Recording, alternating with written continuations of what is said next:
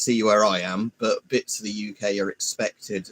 Temperatures top 37C in England. Okay, so some of the bits have hit it. So what I'm just going to do is get the settings correct on here. I've got on, as Kevin very sensibly suggested, a plate carrier on. This is the French one, which I like because it's like a lightweight flat jacket one with a giant ice block in there, which is very, very cold and nice. So let me get the settings up, and then we can have a chat if people come on. But yeah, I've been doing a couple of things today, and it has not been pleasant in the heat. I really feel sorry for anyone stuck behind like the vehicle with no aircon today, or in a really hot workplace. That'd be pretty horrible. All right, Rajiv, I'm just going to get the settings correct on here, so just give me a minute, and then I'll be in the chat properly. Because as I complain about every time I do one on my mobile, YouTube with all of their stuff, for some reason, can't have it. So your PC and mobile settings stay synced. So if you do one or the other, the defaults are just left on. Yeah. So this end of the house is much hotter, but I've got the aircon running. So like I said, what I've got in here is a big one of these. Last heat wave we had, I bought a load of these. So it's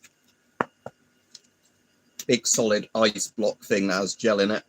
And then, like I said, yeah, so slide that into the plate carrier pocket on there. Won't have a shirt on. My shirt I've already taken off because it was so fucking sweaty, even just being around the house, just doing little bits around the house with today's weather. I don't know. User can think, all right, sus of box corrosive. Yeah, 762 by 54mm rimmed. Yeah, it's nice. That's actually the gel type ice, you know, the stuff that has the stuff in to make it stay cooler and sludgier for longer. Rajiv's just answered you. Yeah. So thankfully, it's not quite 37 where I am, but bits of the UK have hit that. My area is 35 Celsius at the moment, and there's like barely a breeze or anything. So I did do some pictures or videos yesterday of the eclipse, which is a bit disappointing where I was, where I had to get like proper UV protective things, not sunglasses, but, you know, like UV lasers, welding light kind of UV thing. Put my phone on the right aperture settings, and I got some of the eclipse. And then that was a bit boring, but I did get a couple of meteors on the night vision, but typically my recording box on the night vision stopped working again. So the footage would have been way better, but I did at least get film a bit through the phone, through the back of the night vision, and at least upload a bit. Okay, my mum did that and was a bit boring. Yeah, I think you're probably in a better area to see it in London than I was. But like I said, we didn't have clouds at least. But like I said, it wasn't as dramatic as it looked in some places around the world. Yeah, the proper eclipse glass would be pretty good. I didn't have any of those, like I said. So I had a welding style UV. No, this isn't backwards. I mean, you mean if they're running away, John? Yeah, this is the proper front bit, 'cause there's not a plate in the back. But yeah, like I said, I've got this on just so I can have this in it because of the fucking temperature. The Chick-fil-A special, whatever it is. Jay made a comment that doesn't make any sense because YouTube, I guess, deleted one of his other comments. He had a joke, yeah. French rifle dropped once, never fired. Yeah, like I said, I might get a pair of those next, like, you know, if it's not too much money for not the shitty papery ones, but ones that are like proper glasses. What I might, yeah, like I was saying, what I might do is just get some of the glasses like that just for general use, you know, just because they might be good for other things, those eclipse glasses. What are eclipse glasses made of?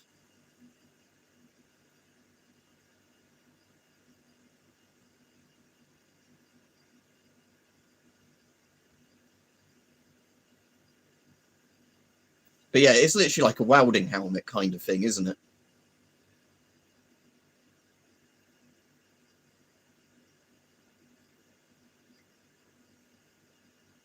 But I might see if you can get some, because like I said, even though we're not expecting an eclipse, I might just see if you can get those cheap just for other uses.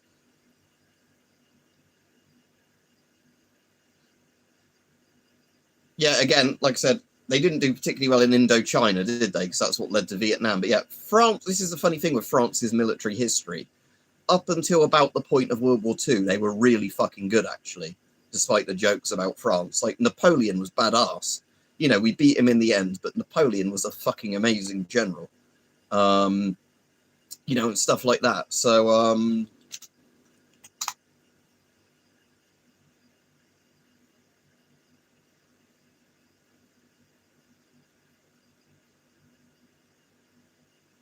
I'm just seeing on Amazon if there's proper Eclipse glasses, not like the little plasticky ones.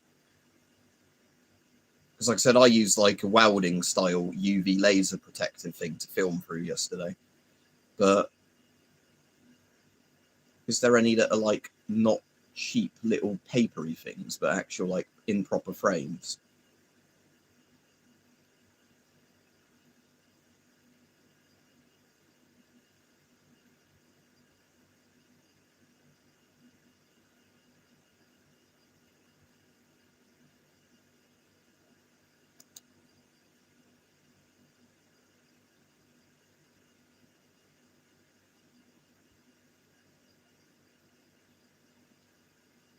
I'll have to look, not on Amazon, because at the moment I can only see the really shitty things. Anyway, yeah. Spain will have next total eclipse. Oh, so the Spanish one isn't too far away.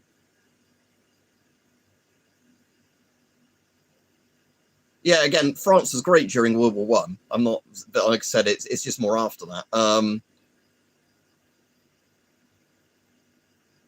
Yeah, like I said, Jay, I've just got one of these that works very well. Flak vest with a giant ice block in the front. That works very, very well. Kevin told me about that because apparently it's like Chick-fil-A in America gets people in the really hot states to wear those. You know, like when they're like working drive-throughs and stuff like that, or outside taking orders. So the people have like the, you know, like plate carriers on that would be like military style ones, but just ice blocks in like this of various sizes.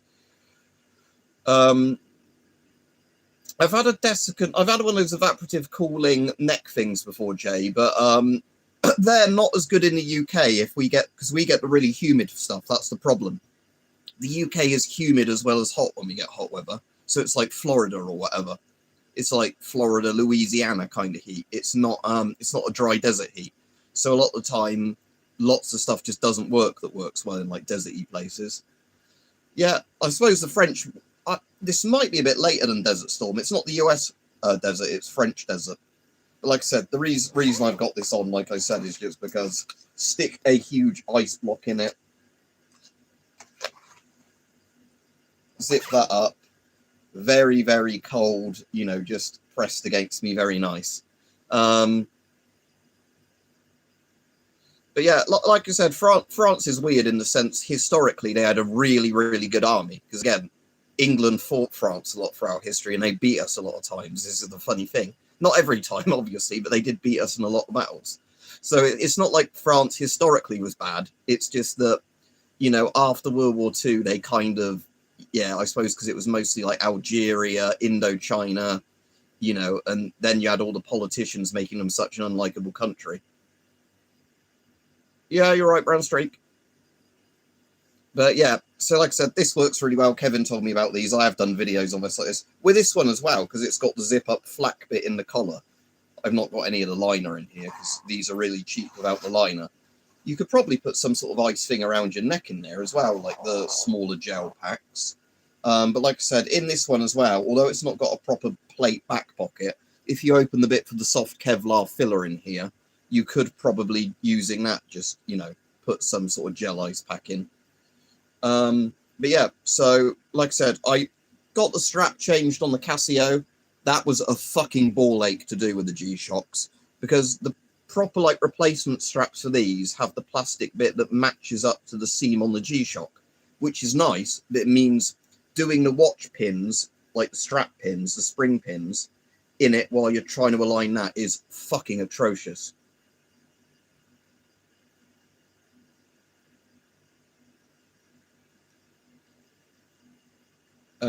What was that, John? Was that what the guns they were using or what?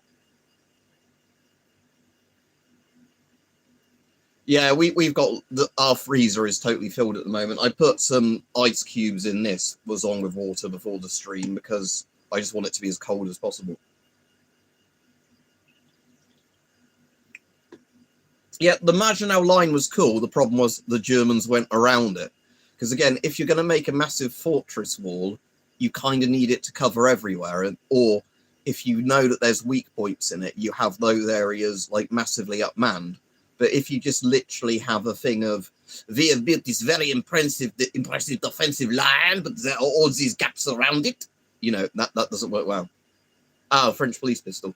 Is it US style SIG or is it proper like Swiss German SIG? Because the quality control is a bit different on both of those. But yeah, the reason I like this vest is you can put, because this takes on like the full-on SAPI plates or the rectangle plates, this one.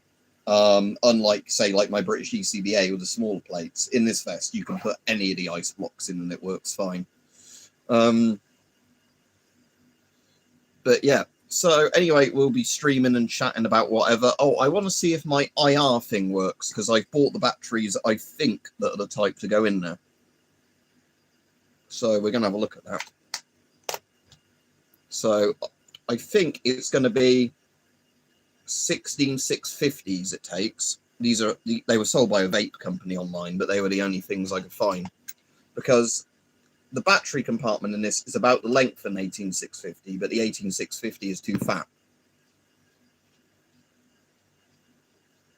Yeah. What? Hey, Germans are behind the fort, but the gun don't point in that direction. Sacre bleu. Yeah. So plus side goes that way in. Yeah, that I think is the proper size. Look for it. Shit. But yeah, I think we've discovered at least what the size should have been for this thing. So yeah, put in that way. Put the cover on. Let's see if this works. Because like I said, this is the annoying thing where it's the length of an 18650, but they don't fit in it. All right, Butter Slayer. Yeah, you go over. Right, let's see if this still works. So, is there an on-off switch, or is that just a selection thing? I hope it is not fucked. That is the up and down bit. Because I can't see what other battery it would be other than one of these, because it just shows a single battery on the thing.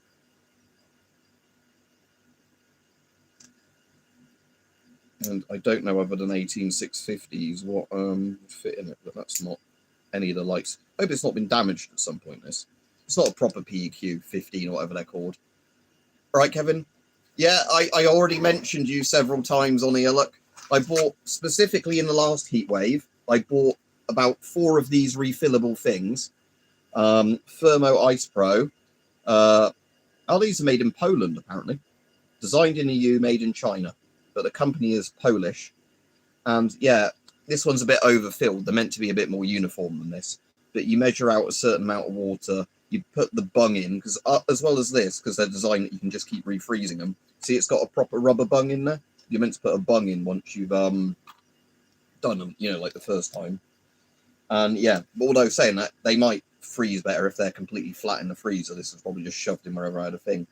But this apparently is meant to last in a cooler bag 36 hours. So if I have a couple in the freezer, I can just swap these out. But this is way colder than most of the other ice packs I've got.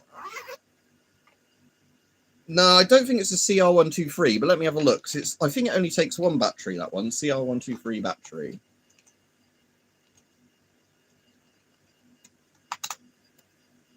No, because unless it's 2 of those, what's the voltage of a single CR123? I annoyingly left the other one in the charger in the other room, because otherwise what I could do, actually, to test this, if we burn it out, we burn it out, because it might be that it's 2 CR123s, yeah, or CR123As. They're 3 volts, so it's about the same. So what I'm going to see is if I put this back in, and that is properly connecting to the thing at the other end, because it's a spring, it's not one where it has to have the nipple touch properly. Let's get an 18650 or similar. Just daisy chain. Oh, probably can't daisy chain them on because that needs to like do that, doesn't it? Oh well, it's not important. But again, I've at least got some batteries like this because I do have weird things where I have got a few things where the batteries don't fit. But yeah, it only shows one battery on there, unless that's just to show you the way the battery is. It might be that it's 2 CR123s. I don't know. But it would seem weird that this thing would need like 7 volts to run, but who knows? I do have some 123s in the drawer, so if it isn't powering on at all with one of these, and I've charged it up so I know the battery works, because the charger reported the charge thing. Oh, no, sorry. Yeah, we didn't burn it out. I forgot there's a fire button. Yeah, so don't want to burn my phone camera out. Yeah, it's a PEQ clone. Yeah. So visible flashlight. So, oh, sorry. No, I want to go all the way down, don't I? So that's visible flashlight. Oh, yeah, it's for the two brightnesses, isn't it? Right, so you've got... How do you swap it between the two, then? Because it says AL, AH there. Unless that's just only one setting. Then infrared... No, sorry. That's flashlight with the laser. That's red laser. I'm assuming, yeah, that's infrared because I can see it's very dull there. The phone might see the infrared a bit more than my eye can, but if I was looking through night vision, I'd be able to see this. But yeah, I can see there's infrared light shining in my eyes. So yeah, that would be the IR one there, wouldn't it? How would you get to those settings there under there? Because it's got like a thing there, like you should be able to put it into that mode as well, but there's a thing blocking it. Unless they're like screws you have to take out to access those features with an Allen key. Yeah, this is a Chinesium one, so it's probably a dangerous level. Yeah, I can see it. It's like the red purple glow, yeah. I'm just saying, it's just, if I turn that off, it might be more obvious to the camera, but like I said, this camera is actually quite good at filtering infrared light. Yeah, oh, there you go, look. I don't want to burn my sensor out, but yeah, if I align it perfectly, again.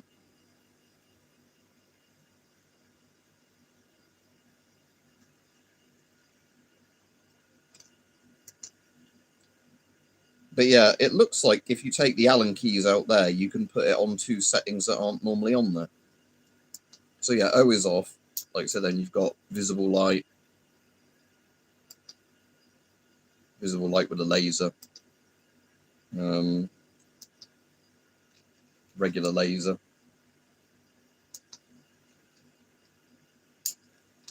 and then yeah, infrared laser.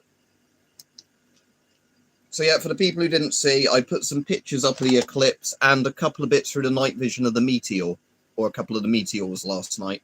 Annoyingly, it's working again today because of course it is, but the ADNV's recording unit didn't want to work when I was filming the meteors, because otherwise I'd have had much better footage. And there was also a bit where a bat went right past me like that, getting a moth out the air, which would have been really cool if it was fucking recording, but it wasn't. I think Hype's going to contact the company for me and see if he can say to them, some of the things you sent, weapons and stuff, aren't working properly. You better send him some replacements. He's a racist and he's armed. Yeah. I can put the weapon light on some scissors for some assault scissors. Look how dangerous this is. He's got an assault pair of scissors. You can see where he's going to stab somebody. Yeah, just buy the Chinesium knockoffs of the dangerous overpowered lasers like this, Kevin. Because like I said, these output power IR 100 milliwatts. That is probably, and assuming that is 100 milliwatts, not the Chinese have just lied about it like they do with some of their lasers. That is probably more powerful than you're allowed. Let's see. What is the strongest legal military laser power? And I don't mean no, Google, I'm not asking about shooting down drones. I'll put weapon sight lasers because I thought they were meant to be like really low power, like under some. You can't burn the enemy soldiers' eyes out with lasers. You have to shoot them. So for man-portable weapon sights and aiming lasers, civilian legal commercial units are strictly capped at 5 milliwatts. But restricted military stuff is 30 to 50 milliwatts. Okay. And the Chinesium one says 100 milliwatts. Yeah, this is 25 milliwatts for the visible laser, 100 milliwatts for the IR laser on this chinky one, assuming that they've told the truth about it.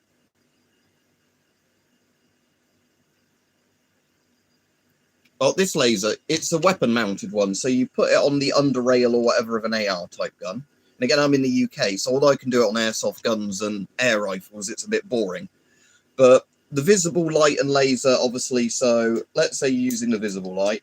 That's so when you're aiming a gun at somebody in the dark, it's, you know, a flashlight on the gun. The laser, obviously, and the flashlight combination, however you want to do it, is so, you know, on your gun, you can see you're aiming with a red laser. The infrared one is so you're using night vision. You can see when you're aiming with night vision.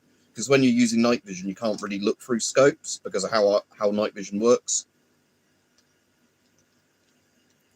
But yeah, like Jay was saying, the problem is when you're wearing NVGs, is lots of sights don't work with NVGs because of how NVGs work.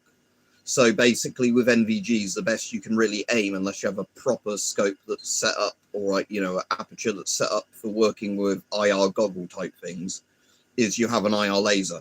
So you just aim with the laser.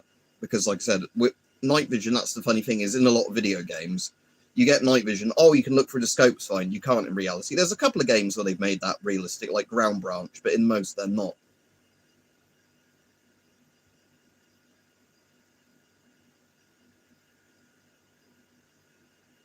Yeah, and obviously you can have all the IR lasers and that, can't you, for like target designation for planes and stuff like that. But yeah, so yeah, so good. This works now. So it was 16650s it takes. So good. I'm glad I didn't put 2 CRs in it and burn it out because I didn't realize I was meant to be pressing the fire button.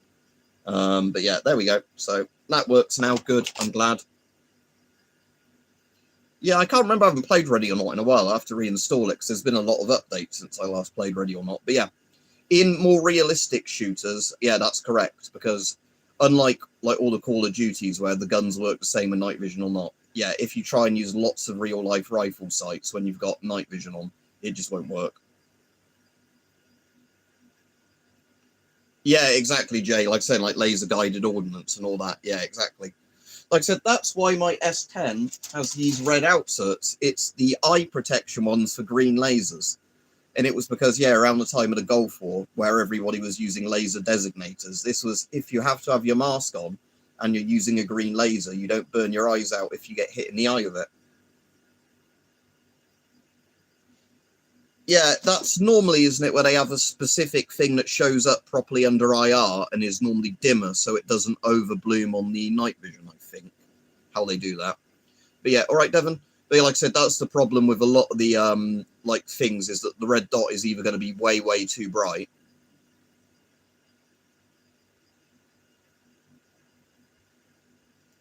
Yeah, well, some of them, like some of the sunglasses ones, are just for flashbangs and looking cool. Yeah, they are, but yeah, like I said, that's the thing. I think there was quite a good mission in the Arma 2, the British Army one, like which is set in not Afghanistan, you know, Tajikistan, not Tajikistan, Pakistan, wasn't it? The country was called Takistan in Arma 2 Operation Arrowhead. And on the British one, for the British Armed Forces expansion, there is a mission where you have to go up in the hills with like IR and night vision and do the laser guided bombs plus or like laser guided artillery, whatever it is, plus, you know, like sniping guys with your NVGs on the lasers, which is pretty cool. But yeah, that was what I used yesterday because my friend's like, oh, you've burnt your phone camera out now for taking the pictures of the sun. I was like, no, because I got the sunglasses, like UV laser protection things I've got for my C50, and I just put that in front of the camera with the camera turned down to like the lowest light input mode. And it was like, that was fine because those things are designed to protect your eyes from getting hit by IR lasers and UV lasers and all that. It worked fine. My phone camera is still perfect. I've tried it out on a few things. Didn't burn it out by doing that. So yeah, I'll just say to some people I'm streaming now, just in case they're about.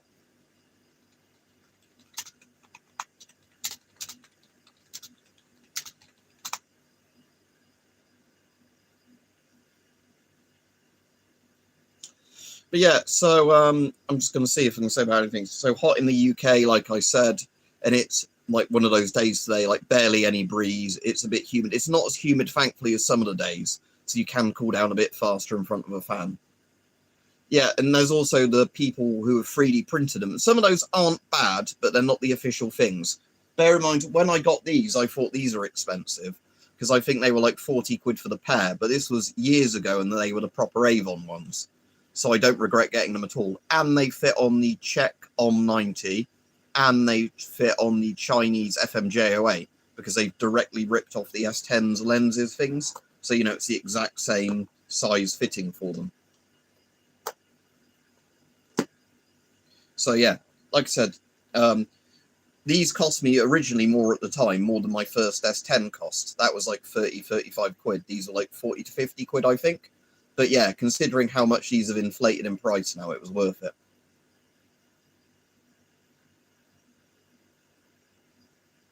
Yeah, lasers are on the light spectrum, exactly, Jay. So, although I think you can get laser things that cut out more laser like wavelengths, the problem with them is that obviously the more lasers you cover, the more visible light you can't see. So normally it's like certain shades of red cut out the green lasers. The one I've got for the IR laser is like a kind of bluey looking color. I think ones I had for the ultraviolet lasers were like a yellowy color. Like I said, I know that sort of stuff improves over time where they aren't as annoying. For red lasers, they're like a deep blue color because my ones for red laser pointers, my protective goggles are blue. Like a very, very deep blue. They're quite a cool color.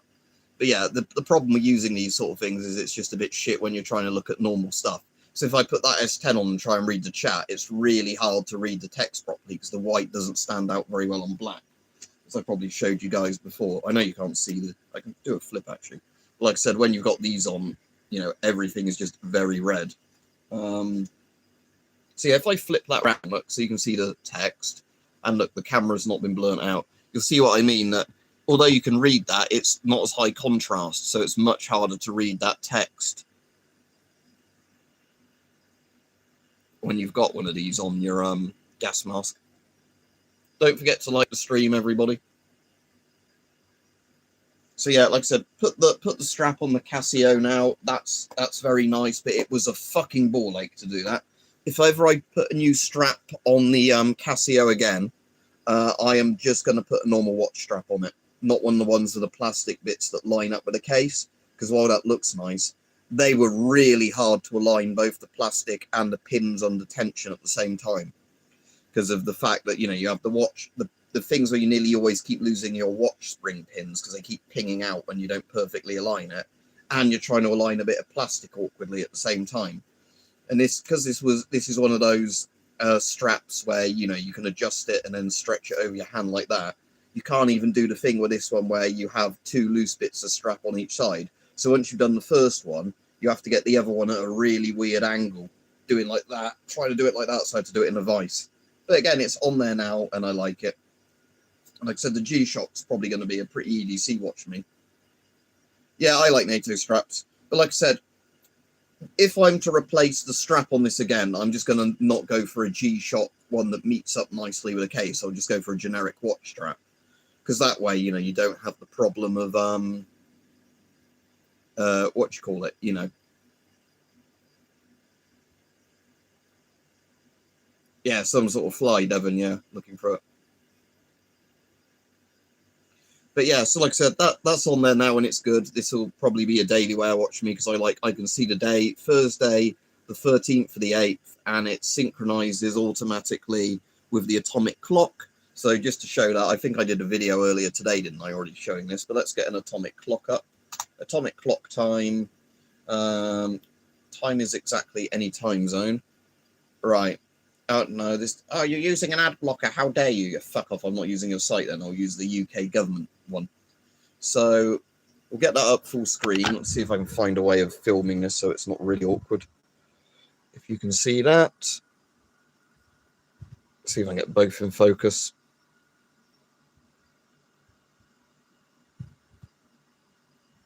I don't want to take the watch off, but I will. Again, hang on a second.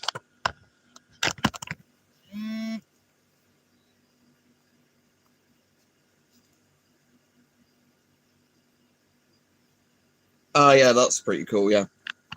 So yeah, let's see. Hopefully you can read both of those. I can do the little balance. Yeah. See, it's changing on the exact second because it's synchronized to an atomic clock.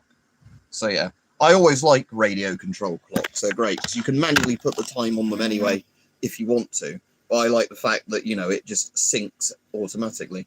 Like I said, this is actually a G-Shock I like, which is nice because it's a proper just digital one. Like I said, the G-Shocks I don't like are the ones where they're the G-Shocks. I'm going to make that a bit tighter again, actually. The G-Shocks I don't like are the ones that are, you know, like with the weird half analog, half digital things, because they just look like messy and clunky for me for no reason.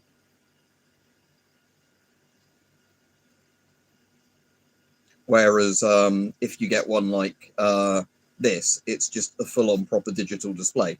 Like I said, there's analog watches. I'm just wondering if there's a way of tightening that up on your wrist more easily without, because that's the way to loosen it, isn't it? But,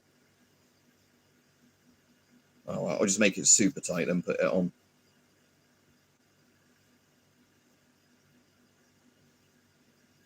I made it looser by doing that.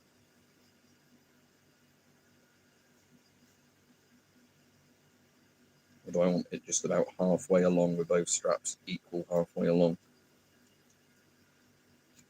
I probably want to thread more of that through there first, don't I? And then, but not that way, the other way.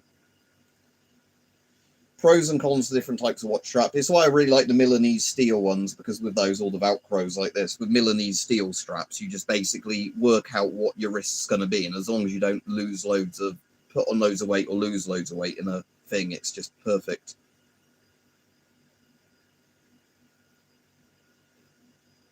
Yeah, that's much tighter now. So let's put that on like that. If I can squeeze it over my hand.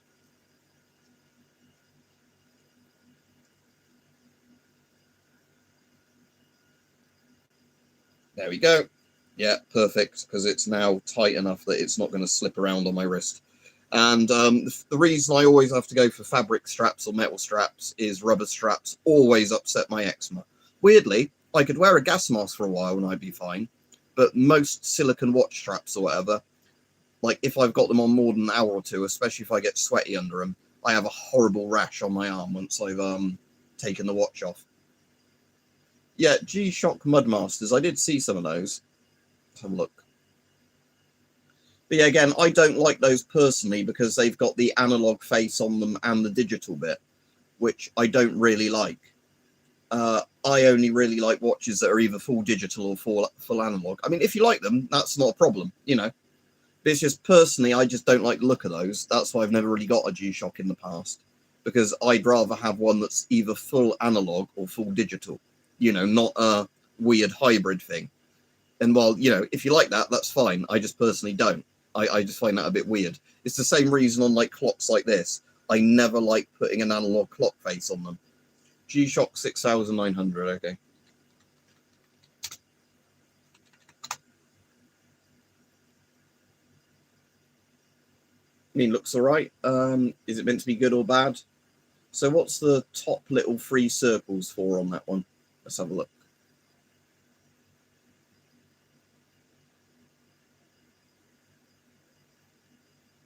Yeah, so what those top circles for, I can't obviously see on there.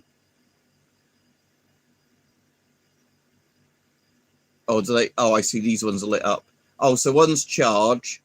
One tells you if you've got an alarm on or whatever there. The other one, what is it? Showing you your power reserve or something else? Because it goes from 00 to 08.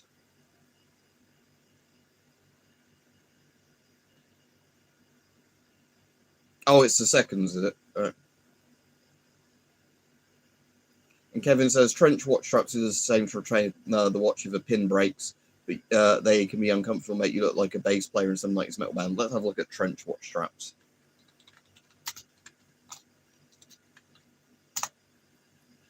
Oh yeah, that was the type my granddad used to have on his work watch, like we were on about the other day. The fucking German watch that, you know, had the case recycled and the strap recycled like 20 times through his life, like the ship of Theseus. And like I said, where people are like, oh, can't you get it working? I was like, no, because it's covered in radium paint and it keeps shit time. So I'm like, I don't want to wear it. I'll keep it for sentimental reasons. But yeah, I get you, Devon Relax. Again, I've had more expensive watches that have really pissed me off because they've broken in stupid ways. Anyway, so Jay says the Rage Run has one circle, essentially a countdown of seconds on your timer visual fuel gauge. Ah, cool, yeah. You can ask things about masks, sure. If I can answer you if I know the thing.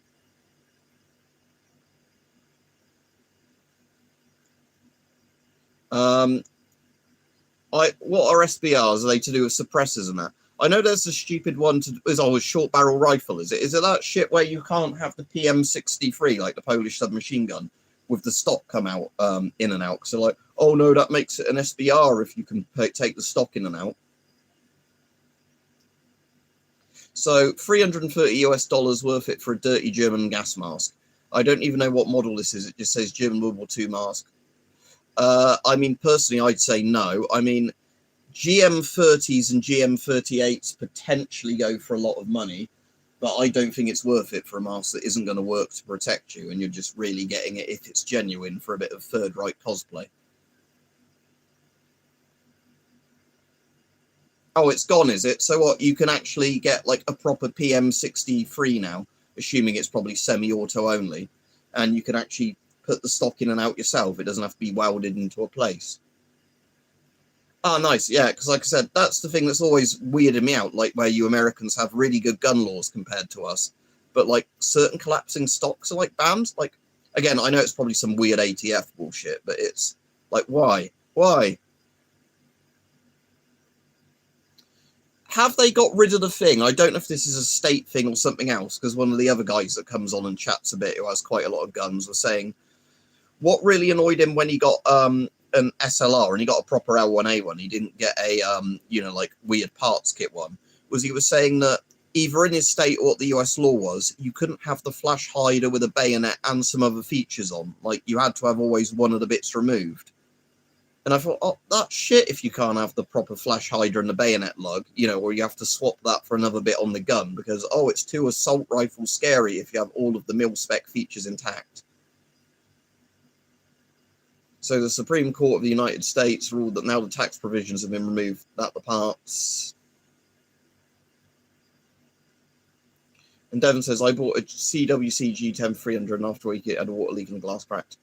Yeah, like, see, this is why, like I was saying, that, like, because I had an Orient Mako, which was because it's like a brand owned by Seiko, and Seikos are meant to be really good. I thought, oh, it's a bit cheaper than the Seiko, that'll be fine. And yeah, it worked fine until it just completely, the spring, like, exploded in it. So yeah, the only mechanical watch I want to get now, because I've had no issues with Chinese mechanical watches, is the Seagull Ocean, which is kind of just like a Seagull rip-off a bit of Rolex Submariners and whatever else. But, I just like it because it's Chinese and not pretending to be really expensive. And if you contact somebody in China like I can do, and get them to buy it for you and post it you're not paying all the stupid markups on it. So it's legalese, but good news, yeah. So not on the fact that it said shall not be infringed in your constitution. Well, UK and US now basically have the exact same camo. Britain has MTP, the US has multicam. They're very, very similar.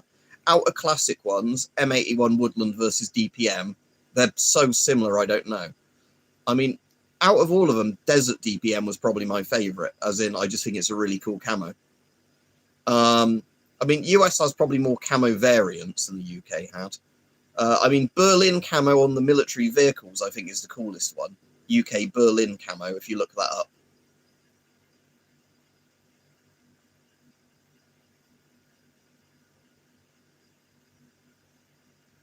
So because the price is zero, basically you should automatically be allowed to have it as opposed to have to apply for it and all that shitty stuff.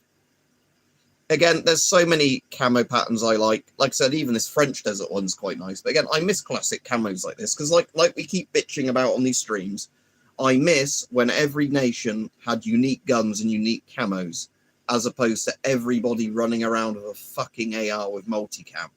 And it's not that I dislike ARs at all, or multicam, when used appropriately. But it's boring when everyone looks the same in all the militaries. That's the thing. It's like, I liked it when nations had a really unique looking gun and really unique looking camo, and sometimes different helmets as well. But when everybody is just a Pascal type thing in multicam, you know, with an AR, it's boring. I liked it when, like, again, even though the Mark 6 helmets were pretty shit, I really like the weird Mark 6 kind of future soldier looking thing. Let me find the thing of it. 1980s, let me put 1990s just so you don't see old kit. 1990s British soldier. Because I just want to show you like the thing of, you know, like the, oh, that's cool. There's guys with SLRs, but I wanted the SA-80 specifically because of the fact that here's a guy on DeviantArt cosplaying, but it's pretty good to show it off. If the URL isn't so long, I can't link it in YouTube. Oh, what a surprise. It's a shitty long URL. I wonder if there's a way I can cut this down. Again, I don't know why so many URLs on websites have to be like 500 characters long. Right, I'm just going to delete everything after where it says .jpeg and see if the link still works. No, unauthorized. Let me find another thing like that. Well, here we go. This is with chemical suits on and everything, with the Gulf War. But yeah, there you go. Like I said, I love the look of this. Oh, URL is too long. Give me a second again. I'm just going to delete everything after JPG and see if it still works. No. What is it with fucking websites not just having good URLs?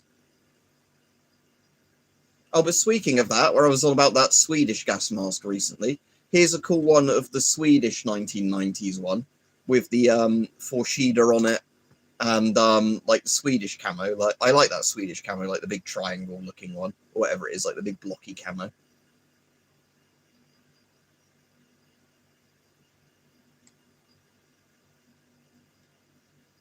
Right.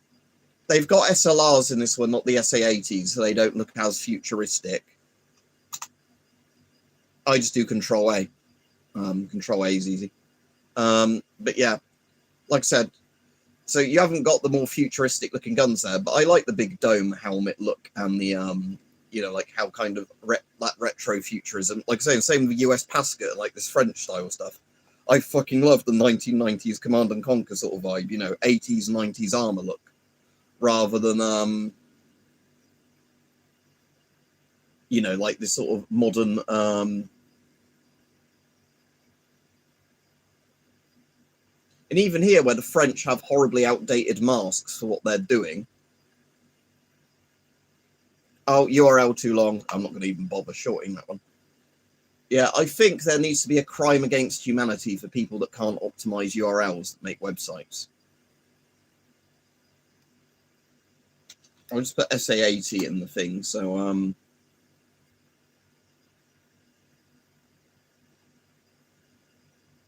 there we go. So something like this, where you've got, again, it's always S10s coming up, which is cool, but you know, the like I said, where you've got like the bullpup look, like with the Augur or the SA-80, a bit like Stargate with the P90s, where it looks kind of futuristic.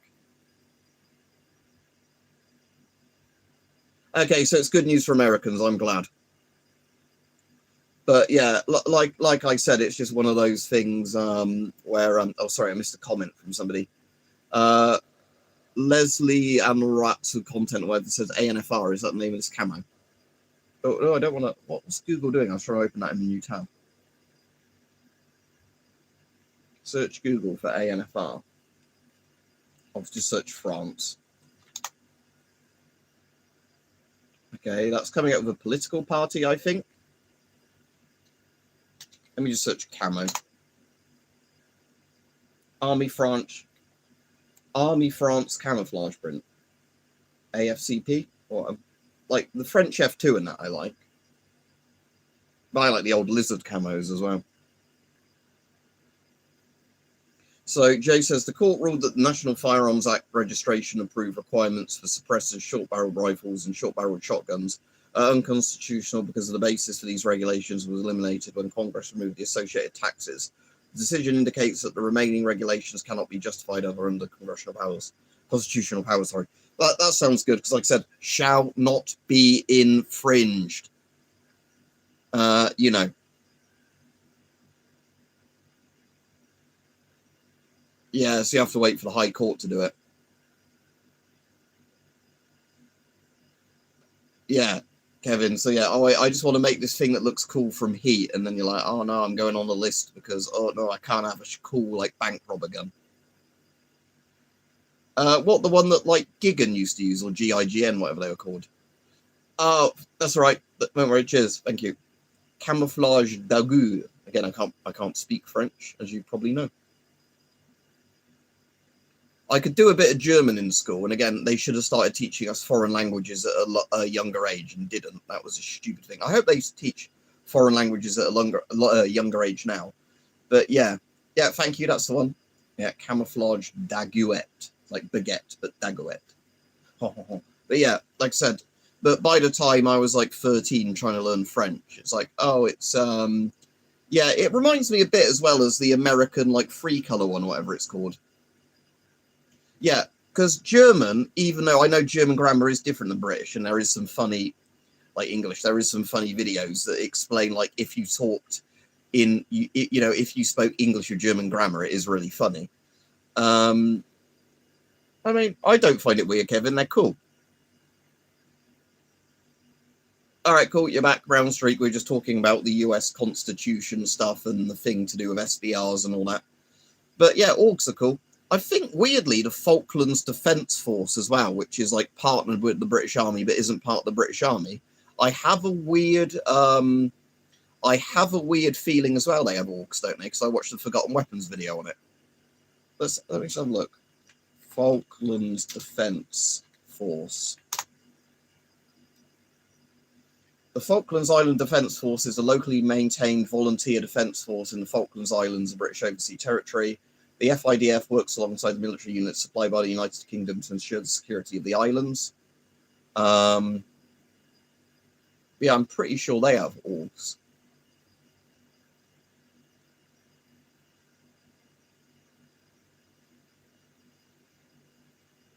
And again, the Google is being shit because it doesn't. It thinks, oh, you mean the British Army? No, I don't. Because again, it just keeps showing me things like regular British soldiers on deployment in the Falklands, not the actual FIDF or whatever they are. Let me just search all. Oh yeah, there we go. Never mind. When I was looking. Right, I'm going to see if I can break this URL down a bit cheaper. Oh, I can't. Oh, but that's made it look really horrible. Right, will it fit in the thing?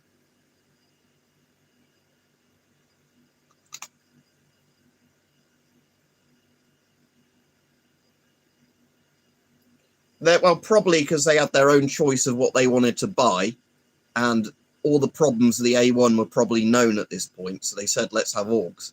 I like the fact they've got the one like mine over there, which I can't show on the stream, because it's the classic one with the inbuilt scope, not the rails on it. Because again, I know it's more practical with rails, I just don't like it with rails. I like that sleek sci-fi look to it.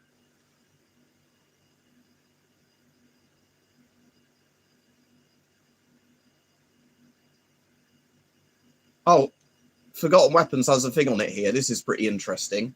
So you know when we were on about SUSATs the other day? Yeah, Malaysia bought orcs. Quite a few countries bought orcs, because obviously they're originally Austrian, aren't they? But again, I think they are one of the better bullpups. Yeah. So like I said, this doesn't look as cursed, because it's at least got a SUSAT on it, which looks all right on a thing.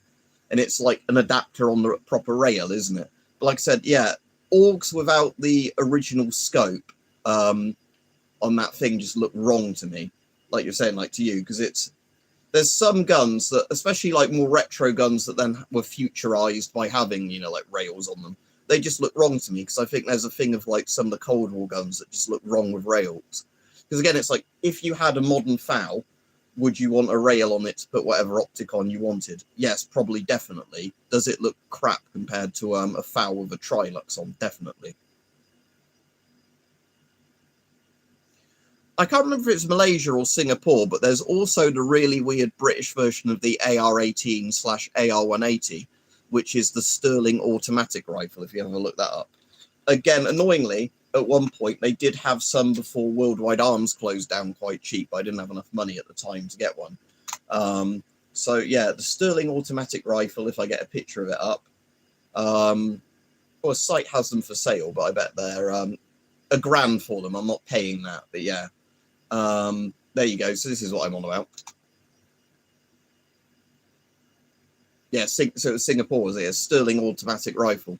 Well, again, but it's essentially an AR-18. It's even cheaper. I love it.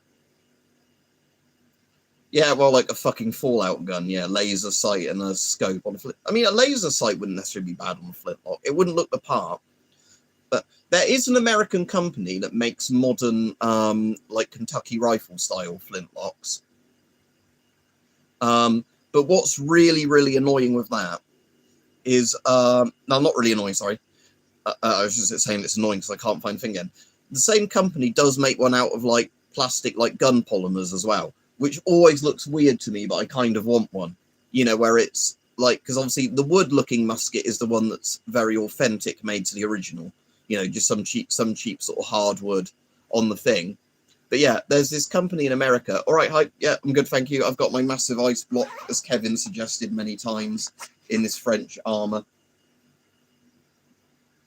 Yeah, cheers. They were a fucking bitch to fit. I was complaining to people earlier on the thing. So I've gone for one, obviously, that's like a nylon-y one like that, so it doesn't upset my eczema.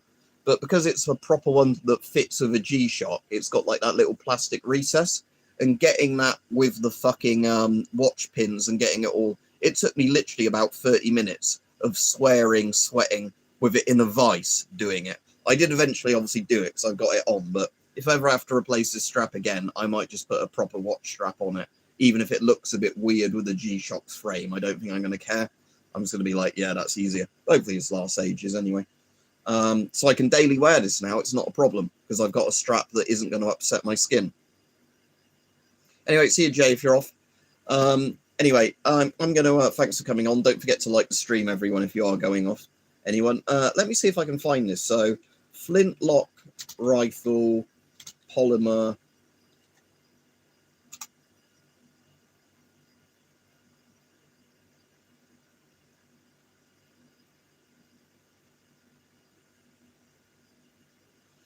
And again, AI's like, no, traditional flintlocks didn't use polymer. Oh, of course they didn't. Okay, here's the thing I'm thinking of. If I can get a good image up of it. Here we go. Right, I hope this fits on YouTube. Yeah, look at this fucking thing. I want one. Oh, it's got a fiber optic sight as well. So yeah, it's a flintlock, but it's synthetic. Like I said, it's cursed, but I also really like it at the same time. I would definitely want one. Sadly, even though that's technically an obsolete caliber gun, I bet you I couldn't import one in the UK. I bet they'd be like, oh, it's a modern made one out of polymer, so no, it's not an obsolete caliber, is it? But yeah, I love the look of that thing. Oh my god, there's even a fucking one in Realtree. And no, I don't want one in Realtree or whatever the equivalent is of Realtree that they're doing on it.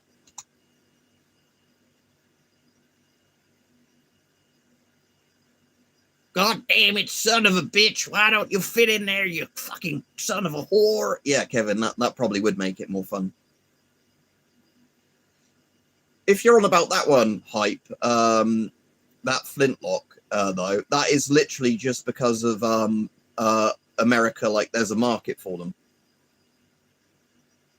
Yeah, oh yeah, they're made for felons, aren't they? Because a felon, basically in the UK, our gun rights are like felons' rights, basically. So someone like me can buy black powder guns because they're not actually guns according to the law, except when the law decides to decide they are randomly. But yeah, black powder guns in the UK, it's basically like I'm like a felon in the US of what I can buy, you know, without jumping through all the hoops for licensing and hoping that politicians and the pigs like you and don't just randomly decide to deny you a thing, even though you're not breaking any of the things to get the gun rights. Cool. Because again, that's the thing with felonies, isn't it? Like, because again, I don't understand the felony system, but when I've been watching loads of police body cam stuff, because that's a guilty pleasure of mine, there are some things that get you charged with a felony where I don't really get why. Like, I can completely understand why beating up a cop is a felony, right? But there's sometimes when you hear some of the charges somebody gets that gets them a felony rather than a misdemeanor or however it works, or I just don't get it. But yeah, like I said, I kind of like the idea of some of these old flintlocks with like lasers on and fucking, bullshit stuff that has no purpose being on it. To me, that looks less cursed than when it's, like I said, a Cold War gun with a rail. Because, like I said, Cold War guns with rails to me look worse than,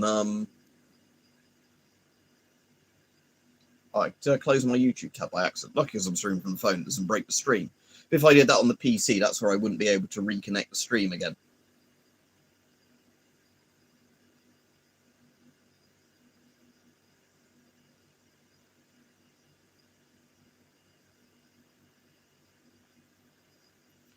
It gives you a type of fatigue, doesn't it, Devon? That might get me in trouble with certain people if I mention what that fatigue is online. But I certainly can understand the fatigue if you're an officer dealing with the usual suspects over and over. And like I say, when watching the Asmongold ones where he's watching them, and it's like he's saying like they're like loot goblins because the wig comes off, the flip-flops come off, random shit just flies everywhere when they're tackled or whatever. When you're watching videos like that, you do think sometimes, why can't they just club somebody really hard with one of these a few times to make them comply? Yeah, exactly, Browser. Because again, and I bet your gun laws are built around that, where it was only usually like the really worst crimes that would disqualify somebody from their like Second Amendment rights, and now where they've made everything a fucking felony. Well, son, you jaywalked in the wrong place. That's a felony. And now you can't have a gun against Big Daddy Government. Yeah, we were on about that a bit on the stream the other day. Again, I think both people are in the wrong. Obviously, the cop is in the wrong for arresting him and all that on it. As we were saying in the stream the other day, a sensible cop would have literally said, go in and buy a bag for it. But also, it's like, if I was buying a baseball bat, I would have bought a big sports bag to put it in. Because it does look weird, walking around holding it in the street, even if it's got a bit of shrink wrap on it or whatever. How is child support a felony? I don't understand. Well, not paying child support. If you knock some woman up and then you have to keep paying for the kid. But like I said, it was good at least looking through the NNVT last night and seeing some of the, meteors.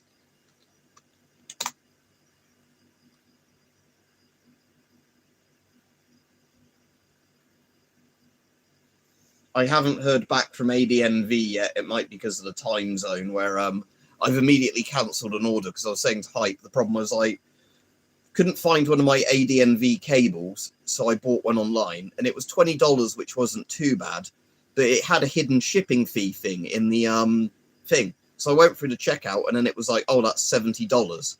Or no, fucking £70, I think it was. I'm like, I'm not paying that, so I've emailed the support page for the order, and I'm like, no, that was a hidden shipping fee. I'm not paying that. I don't know, damned. But like, or D and 8. But, it's one of those things, isn't it? So if you missed your child support payments enough time, it's an F5 felony. Yeah, that's crazy. Because, again, that's just like, but a lot of tax stuff are felonies because of the fact that government tax is the most important thing to government. But yeah, it's like I said, whenever I've bought anything like that, if it's from a retail store in like an urban area, I have always bought a big bag for it. Somebody's got a message held for review. Devon said most people wouldn't mind paying child support if all the money was actually spent on the child rather than the meth head mother. Yeah, I totally get that. And also, I think with child support, you should be allowed to have a DNA test done as like, a thing if you're paying child support. Because if you're in those places where you don't have to have a DNA test done, but you're still expected to pay with child support, that is very iffy to me. I would want to know I'm actually paying for my own bastard or whatever, rather than a case of, you got cheated on and then you're paying for that cheated on kid. Wow, that is kind of crazy, isn't it, Kevin? I'd rather go AWOL than sort out child support drama.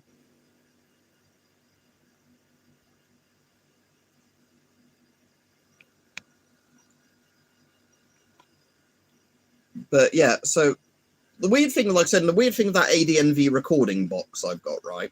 Sometimes it works perfectly. Other times, and even now I've got the proper charger, so I know it's not a charging issue.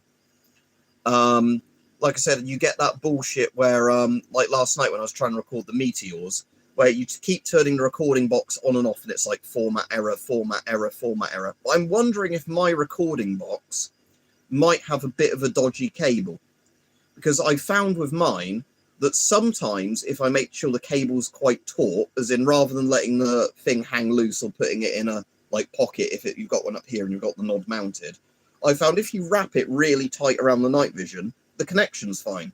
So that might just be that it's worked every time I've done that, and that's not the case. But I'm wondering maybe if one of the wires or two aren't tight or a bit crinked in it. No, I formatted it, like I said. With MineHype, it's an issue where the ADNV will always see its battery level. So that's not a problem. So it knows it's turned on. When it's turned off, it won't see the battery level. I'll turn it on and it will see the battery level. But then if you go on the RS info thing or whatever it's called, you'll get, I might go grab it out the other room and show you actually in a second. Let me go grab it and I'll show you what I mean. It might work fine when I'm trying to do it on stream. But the RS info thing sometimes knows the box is attached and can see the time, but it can't tell you what the firmware is or whatever else.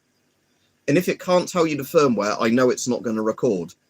And also if you, I've done that, yeah, I can do that when it works, but the problem is when it's not working, you can't do the format thing.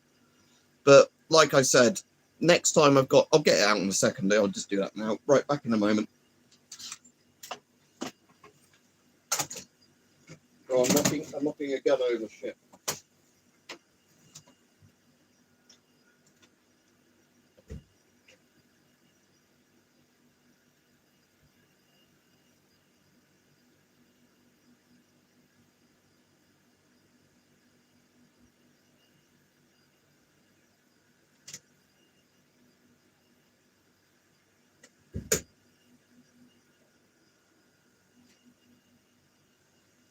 Right, hang on. I need to move a gun, but not have it appear in the YouTube streams. It's very perilous.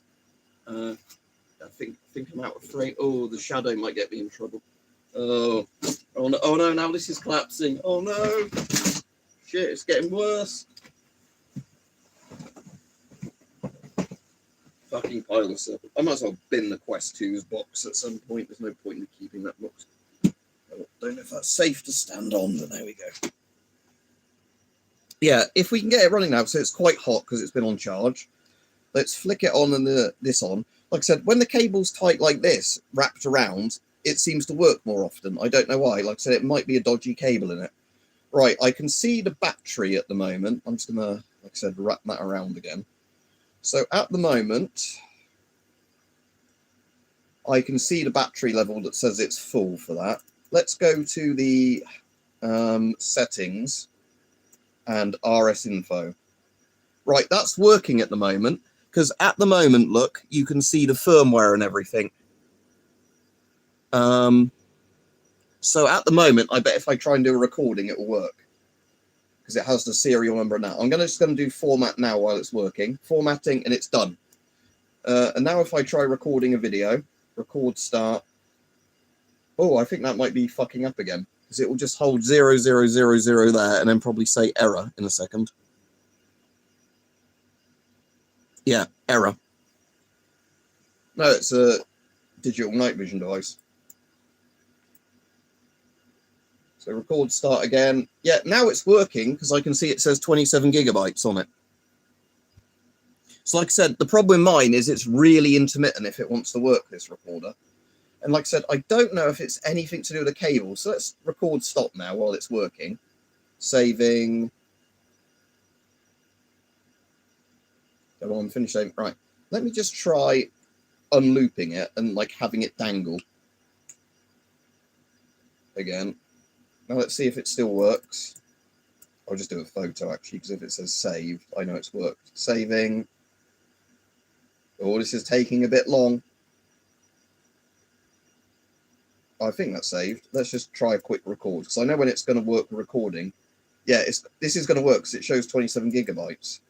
So at the moment, this is fine. But let me try switching the... Yeah, like I said, I've recharged this and it still happens now and again. So it isn't the charge thing on mine. I think it might be a bit of a funky unit. So let me flick it off and on just to see if it starts up correctly again.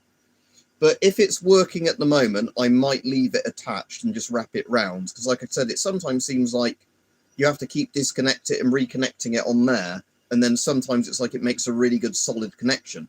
But that shouldn't be the case because it locks in every time. And the battery indicator is always correct. So let's flick that back on. And I'm just going to go to RS Info and see if it settings, RS Info. Yeah, that's got the serial number up again and the time. So I reckon this is working still. Record start. It's showing it's 27 gigabytes. Oh, but it's got a yellow light on there. What does the yellow light mean? And the counter isn't counting upwards. Record stop. That didn't give me an error though. Let's try again. Record start. This time it's recording again. Right, I'll flick this off and the night vision off and just keep it like this for now, because it's currently working. But like I said, with mine it can just be really finicky. And like I said, the really annoying thing is there's been times where quite often I've been, you know, out and would have got really good footage with it, and then the recording box just refused to work. So like last night, I probably turned the night vision and the recording box off and on about 10 to 20 times, you know, disconnected it a load of times and all that. They're quite a lot, Devon. We'll have to check ADNV's site to see what they currently cost. But a couple of grand is my guess. Maybe 4 grand, is it? That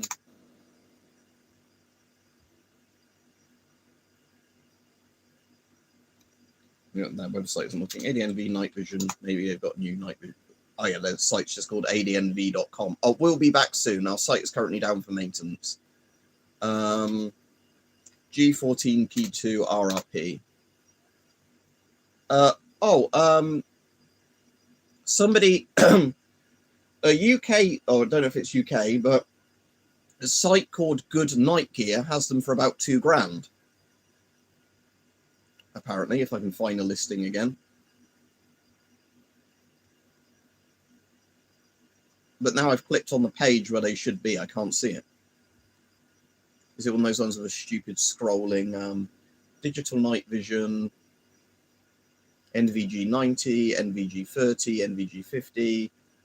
Yeah, it's not on the site, so it's a typical thing. It showed up as a Google result, and now it's not on there.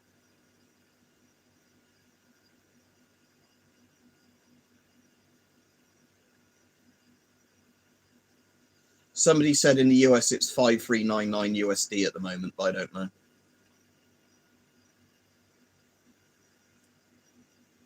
Yeah, sadly, Devon, I think they will slowly get more affordable as digital becomes more of a thing. But yeah, sadly, both good analogs and good digitals are expensive. Yeah, it's like Hype said, it's not a bad price for a capable unit, but I think a lot of people don't know the kind of prices night vision costs. You know, they think it might be £100 or whatever, which sadly it's not. But like I said, the actual night vision there, I love it to bits. Like I said, my complaint with it is the recording box. Because like I said, sometimes it will record fine. Other times the recording box keeps throwing a shit fit when there's really cool stuff I could be recording, like the meteors last night, and I have to resort to putting my phone screen behind it. So like I said, there was a bit where I was trying to record and it kept giving me a format error, where I had a bat go right down in front of me and get a moth right in front of my face.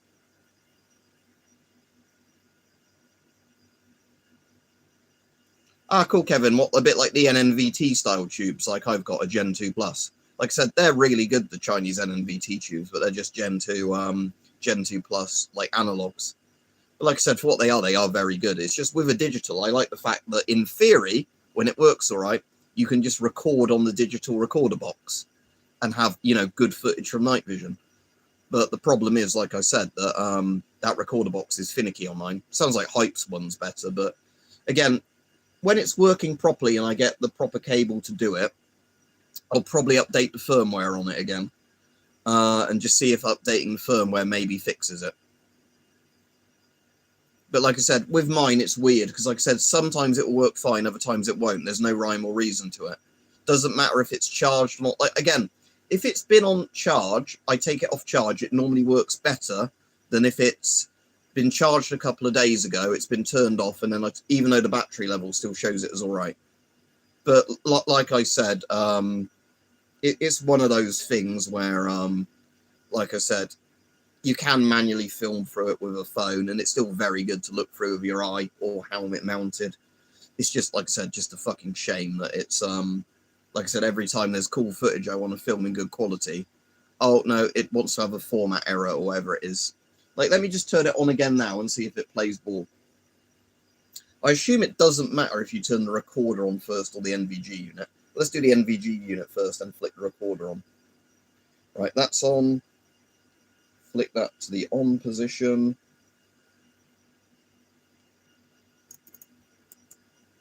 Let's go to settings and see what the RS info says. Yeah, so this time, look, the serial number and everything. Oh, does it come up now? No. So see now the serial number and the rev hasn't come up. So I know if I try and record of it, it's going to break now, but let's try it. So record start.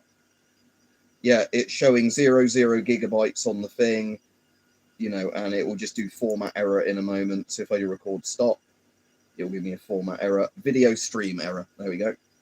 So with that like that, let's get the settings thing back up, the RS info. All right, I'm just going to try tightly wrapping that around again. So like I said, I sometimes seem to think it might be a really just dodgy cable and a bit of this. So now it's quite hard to do the controls now, but RS info, that's still not looking right. Let me flick it off and on now, it's like that.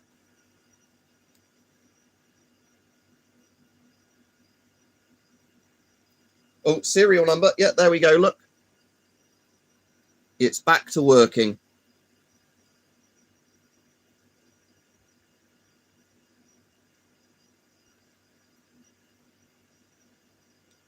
Yeah, like you said, it's a nice thing it exists. I just wish it was reliable. Because I want to show... Oh, and now look, now the serial number and that isn't showing up again. So it was working a second ago and now it's not. Like I said, I wonder if it's like the box likes being a certain way up. So that's upside down at the moment. Let's test it again. Upside down, no, nothing. Totally the correct way up because I've got it on top like that. No, it's still nothing. Let me flick it off and on. Let's give it a few seconds on each one. Yeah, I'll take it off again. Hang on. I'll flick it off first. So yeah, let's fully take this off and put it back on. So put the cable in, or just push it as hard as possible sort of thing, or give it a bit of a twist. Right, that's pushed in as hard as it will go without me forcing anything. Let's flick it back on.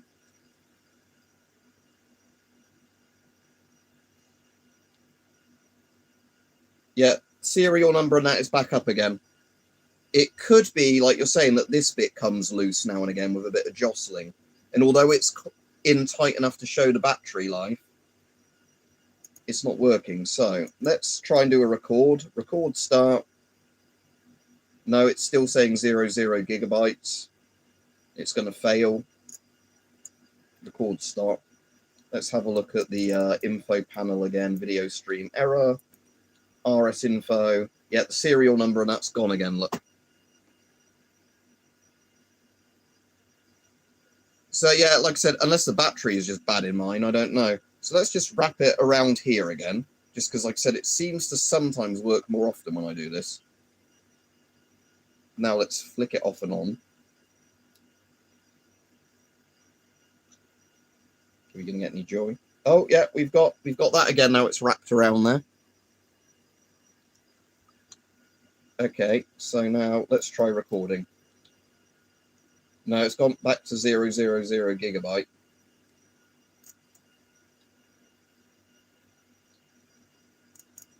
Stop and start again. Video stream error. Let's flick the unit on and off.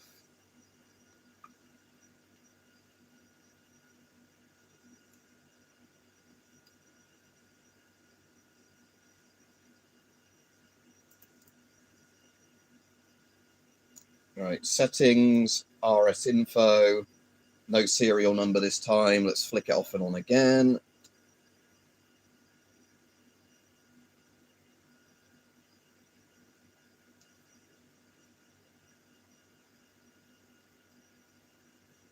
All right, we've got Rev V 1.1 again and serial number. So let's now go back to try and record. Oh, it's the yellow error this time, which is a different one. All right, let's do record stop and try recording again. No, same problem. It will just basically time itself out, then say like error. Oh, and the serial number and rev has gone off there. Let's just while I've got that up, let's just try pushing that really tight in.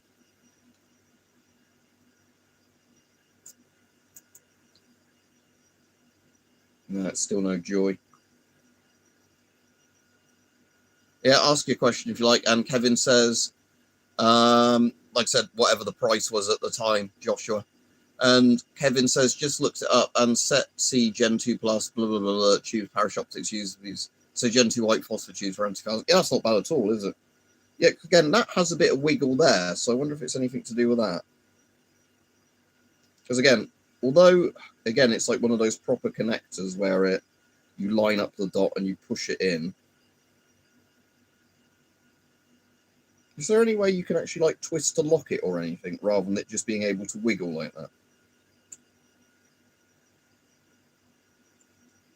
Let's see.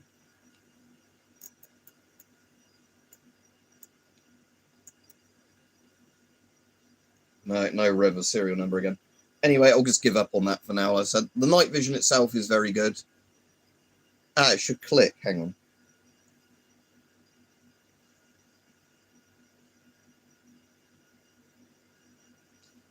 Right, so let's push it like that.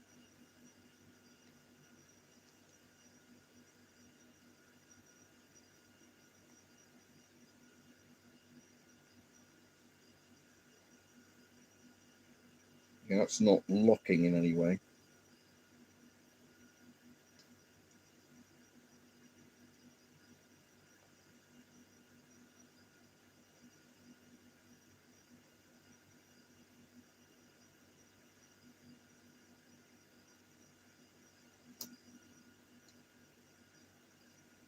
I mean, there's a slight click, but not like a very audible one.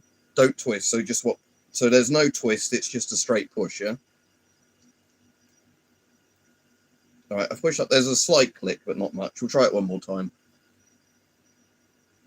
But there's not much of a click on mine, so I don't know if it just doesn't seat very well on mine. Right. Settings. RS info. Yeah, no serial number again. Let's flick this off and on.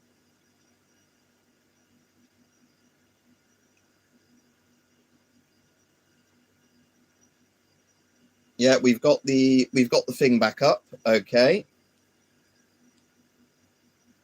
And it's gone again. Gone again. So again, I'm wondering, like I said, if it's a weird thing with this end of the recorder box. As in, like, it's really finicky about where it likes being. Let's put this in a pocket for a minute. So it's technically, you know, like the weight of all of it is supported there or whatever. Yeah, now it's back. Okay, so the weight of it is now in a pocket. Right, let me try and return, record. Yeah, and it's recording again.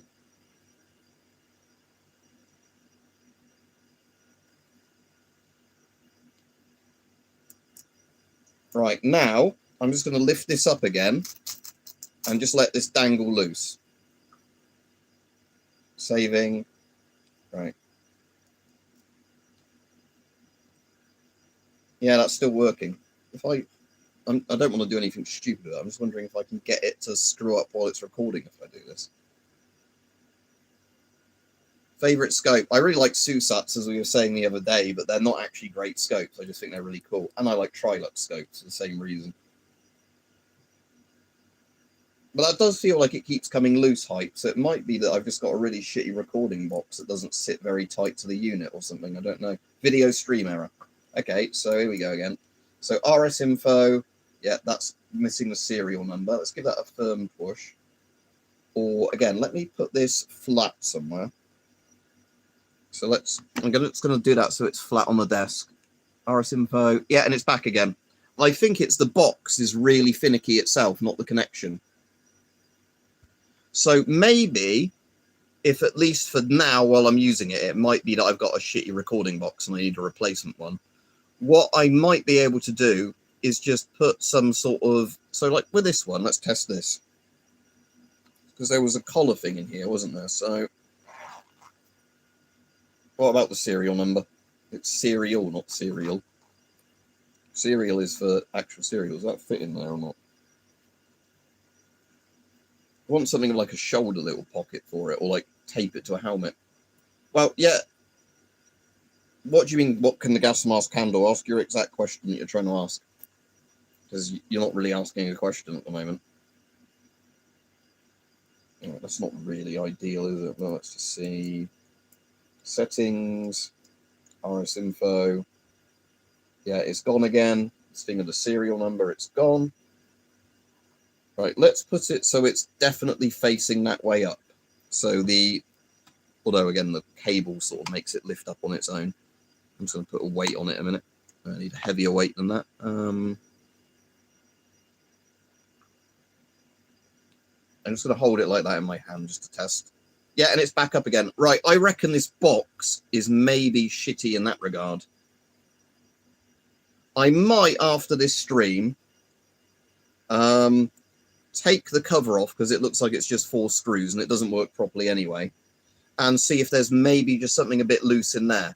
Because again, I'm not going to play about the electronics, but if it's a case that something's just a little bit loose in the box, that might be a fix for it. And it's gone again.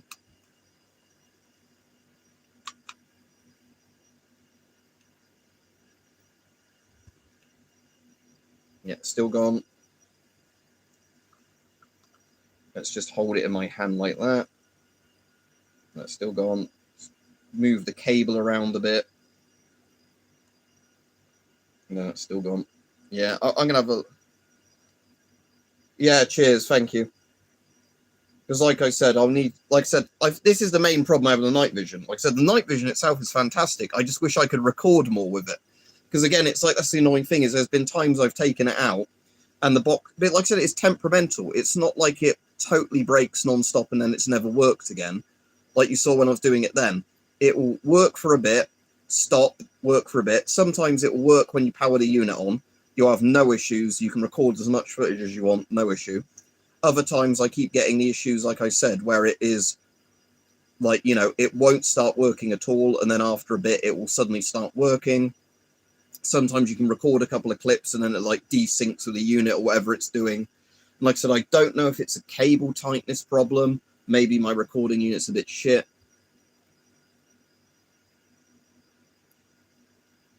Well, AM241 isn't a beta check source. It gives off a little bit of gamma and it gives off alpha. But you can still use it because you can test if the gamma's coming up on it.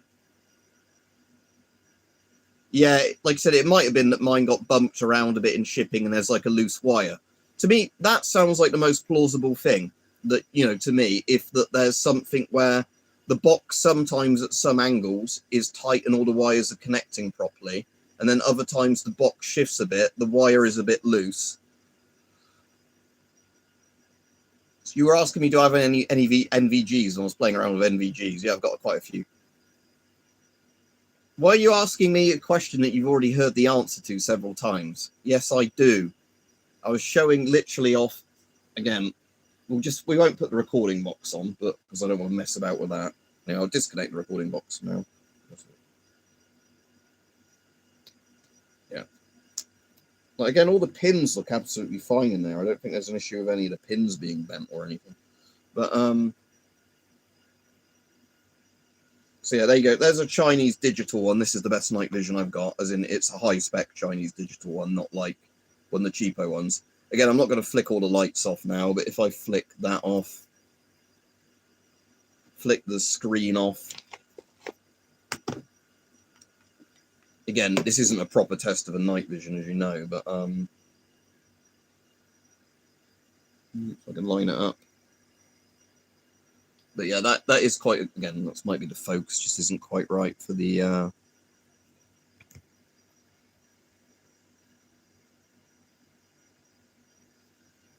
yeah, so this is a fairly competent unit. Like, again, a way I can demonstrate this works a bit better is what's the most shadowy place in the room?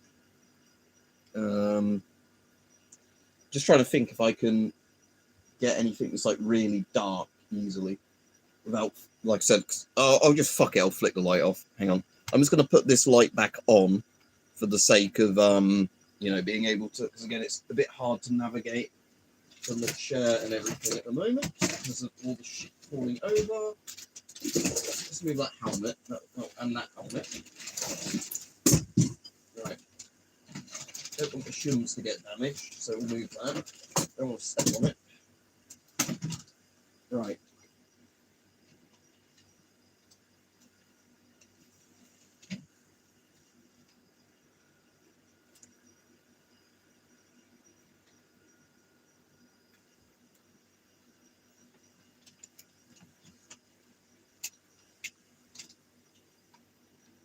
Yeah, careful not to cause another surplus avalanche, exactly.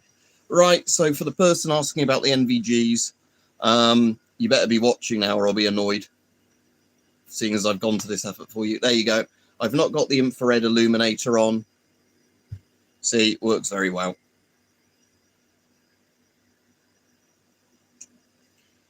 While we've got this on, let's get the PEQ14 on, actually, and just test it. So, we want to go to that mode, don't we, for the infrared thing. So let's get that there. Let's see. Oh, look, yeah, I'm a bogey. I'm being targeted. Flick that other light off, actually. It'll look better.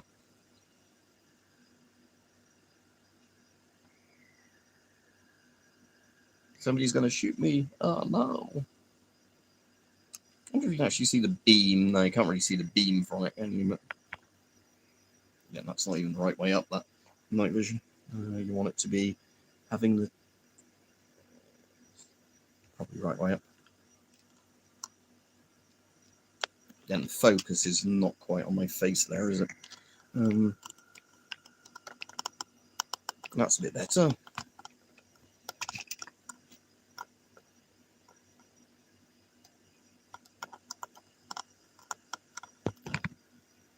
Yeah, there we go.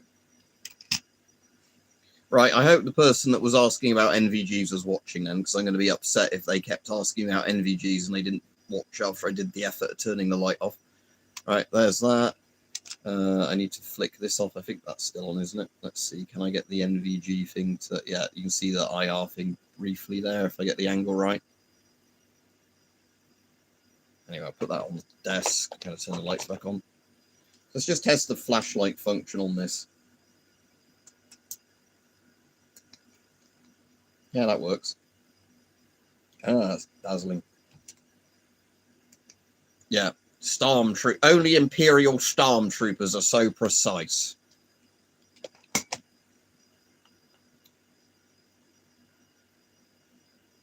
Yeah, exactly. I'd still be careful with an IR laser pointing directly at it, but yeah, that's the reason I can show this one on here and not worry about it. Like, whereas if I was doing it with my NNVT, I'd have to keep making sure I put the cap on before I put any lights on.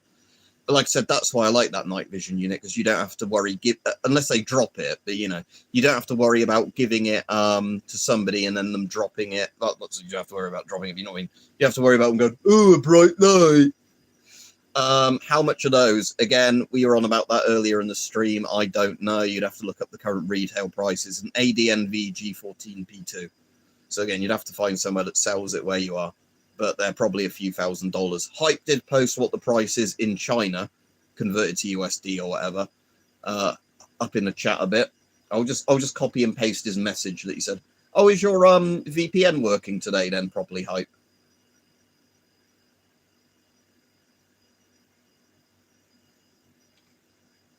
Because you've actually been able to chat all right.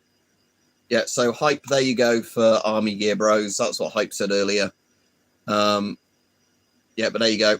So that is roughly £1,400 in Chinese prices. Ah, cool. Which country are you connected in with a VPN? But like I say, it's probably YouTube on purposely fucks VPNs. Does it only fuck them on live streams, though, not normal videos? Because, again, that's weird if it only has an issue with live streams. Ah, Hong Kong. So, yeah, Hong Kong apparently is all right. So Hong Kong, even though obviously Hong Kong is part of China now, you can view stuff like YouTube in Hong Kong. So you can connect in China to a Hong Kong VPN and view outside China. But you can't, yeah, that's kind of weird, isn't it? But you're like still routing it through a bit of China and it's still like, oh yeah, that's fine. But and again, it's like the thing I always find funny is like there's one person with a Steam account registered in North Korea. Gee, I wonder who that could be. I wonder if I've ever played games online with Kim Jong-un. Yeah, so it's all right for regular videos, just not streams. Again, that's quite annoying, isn't it? Oh, actually, I'm just going to have a look and see if the... I'm just going to unconnect that cable. I am going to see if the PS5 link with YouTube is suddenly working. I bet it isn't. Out of historical ones, probably the FN FAL, like the British L1A1 version. It's not the best gun in the world. I just like it.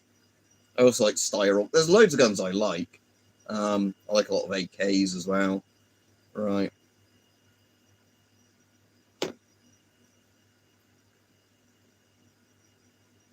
I mean, I can kind of understand if they want it so people have to be using their real IPs for streaming to get around people like causing issues on streams, maybe, but I don't know.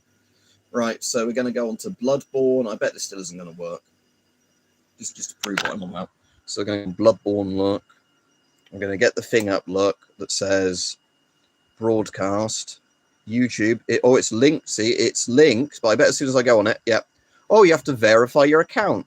And then every time I go on here, it will either say, oh, look, my phone number's verified. Yet I still can't stream. So even it says I'm verified. And then we go, oh, I want to stream. Oh, no, you're not verified. Like I said, the Twitch thing still works fucking fine. Like I said, I've been able to stream this on Twitch.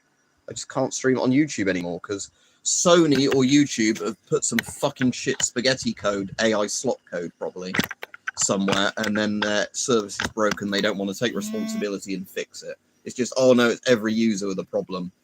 Bloodborne looks better than modern London. This is like Victorian London, so it looks at least like it functions all right. But yeah, they can't really stream like this though, playing this. Hang on. I do just wonder if I can do a really shit, like, old-fashioned video game stream, like recording a TV. Right, is there a way I can get this to sit without me having to do this? Because this isn't going to work, is it? I need, like, an FPV camera on. Oh, ignore the narcotics on my desk, by the way, everybody. They are totally legal ones, I swear, that the government has given me on prescription. They are prescribed to me. I picked a load up today. So that's not me being dodgy as fuck and just having a load of Class B substances. Yeah. Right, play offline. Like I said, I don't mind actually streaming some of this. Put the volume on. I don't think the headset's auto-connected, so it should just stream through the TV.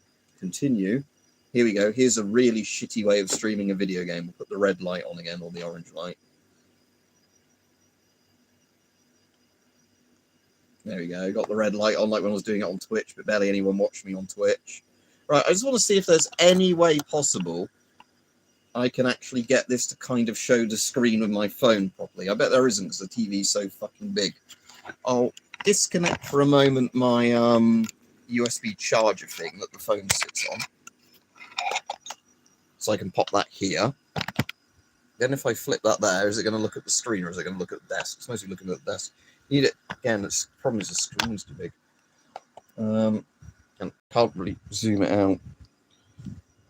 If I do that, is it in frame? Or actually, is there a little pocket I can put this in? Yeah. So if I put my phone in this pocket like this, is that mostly in frame? Let me just close this thing on there. Actually, so yeah. If I do this. I need it so the camera isn't blocked. So let's do that. That other pocket might be better for this. It's a bit smaller, but if the phone just about squeezes in, it should stay upright. Right, there we go. Look, this is going to be a very ghetto way of streaming. So then, experience the first person of somebody playing game. Is the audio working or not? Is it still trying to send it to the headset? Give me a second.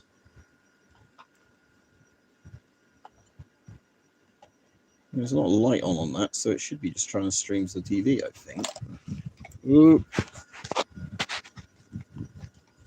I'm just going to turn the headset on and off to check it's not. You should be able to hear the game through the TV if I'm not playing with the headset. But now that's searching for Bluetooth, so let's flick it back off. Okay, right, Bloodborne, do you want to stream through my telly, please, with the volumes? There's no sound. Why is there no sound? Why is the game not sending sound? There's probably a thing on here, can't you, where you can say your output in case it's sound. No, I don't want to use that. Let's use HDMI. There we go. Right, we'll just take a quick run through ye old London town, shall we? Central Yarnham. Right, hopefully this stays in frame. I can't read your comments, by the way, while I'm doing this. This is the proper broken streaming thing. I'm just going to try and get in a position where I can look at my thing, and it looks like it's... Yeah, I can see my headphones at the bottom of the screen, look. So, let's take a run through old London town.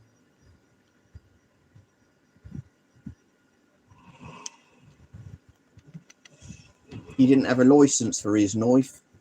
I've got a license for my big knife.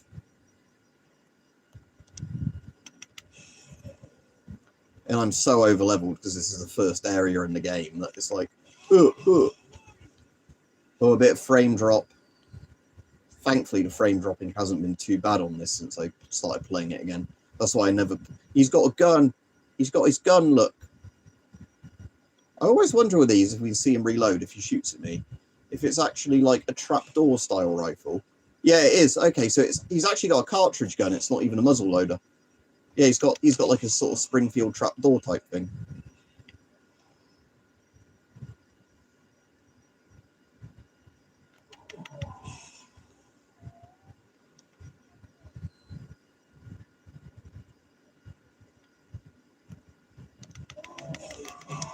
Oh shit.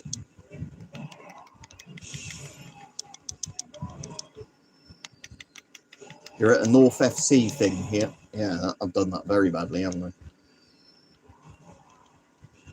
Let's go get the guy with the muzzle loader, the breech loader first. There's one down there as well.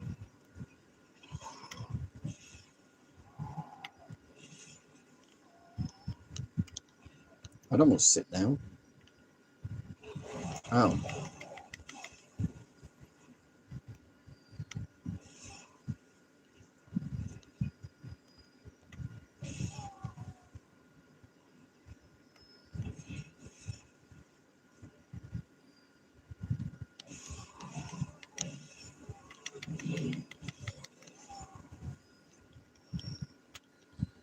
Yeah, I'm not going to do this the whole stream, by the way. I'll put it back on a normal stream thing in a minute. But yeah, there you go. See, I want to just be able to stream this directly to YouTube, but YouTube won't let me. So anyway, there you go. And let's get the chat back to where it was. Oh, I need to plug this back into charge, don't I, as well? Hang on a second, everybody. Right, let's just exit game on this first, so I don't get shanked while I'm not playing the game. Right, exit game. Where was my power cord to the back of this? Bet it's fallen down somewhere. It's not this one, but this one will do, I think.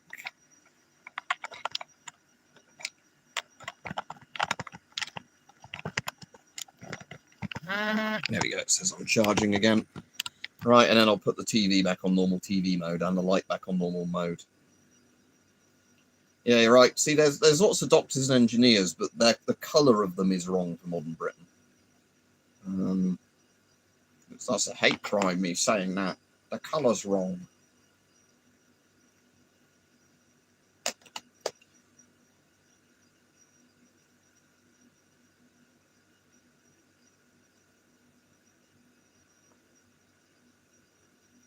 No, it's just sort of putting it on because of Bloodborne, even though I was hype off. Right, yeah, have a good evening, hype. Thanks for looking into some of the ADNV stuff for me.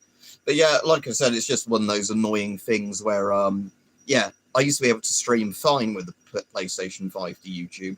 Now, whatever's gone on, it's just like you're stuck on an infinite loop of verifying. YouTube says you're verified, and Sony's like, oh, you're not, or it's the other one that does it.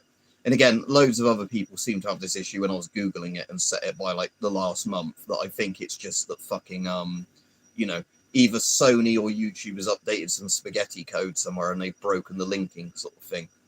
And nobody wants to take responsibility and fix it. So nobody can now stream if it's not currently working between the PS5 and YouTube. Which I said is annoying because I'm actually enjoying playing Bloodborne, because I never played it when it came out because I never had a PS4. And because I can just run it on the PS5, you're like, oh yeah, this is great. But if I stream it on Twitch, I get like, maybe Rajiv watches me if I'm lucky, and that's it. Nobody else comes on Twitch. So yeah, that's the problem. That if I stream on Twitch, I don't really have anyone to talk to. Oh, that's starting to be not quite as cold now. It's still fairly cold.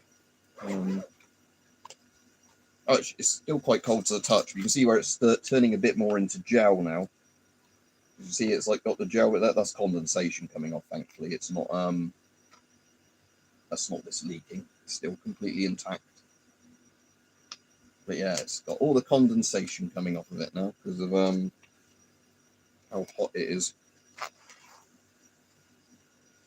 Anyway, I'll probably head off in a minute anyway. So like I said, the night vision, I want to get that working. Hopefully Hype can contact somebody at the company for me and ask them, you know, why the recorder box is so shit. But like I said, I'm quite tempted at some point, because it's so intermittently working now, just to take the 4 top screws out. Yeah, I'll stay on a few more minutes, Saint, but you did miss most of it. But yeah, I'm tempted to just take the top screws off and not touch any electronics, just to see if there is like a really obviously like loose wire or a bit of a like tangled wire inside the case or something. Because like I said, it seems to me that it's not a case of it being not charged properly or whatever. I reckon it is that the wire somewhere just gets fucked if it's not exactly. Yeah, I'll stream tomorrow. Like I said, it'd probably be nicer weather for streaming tomorrow as well. Let's have a look at the weather.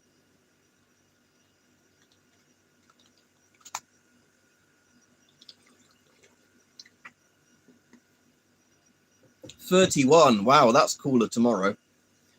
25 Saturday, so Saturday's a lot nicer. 24 Sunday, 24 Monday, 25 Tuesday. But we have got a bit of rain maybe Tuesday. Oh, nice. We might get a bit of the drought.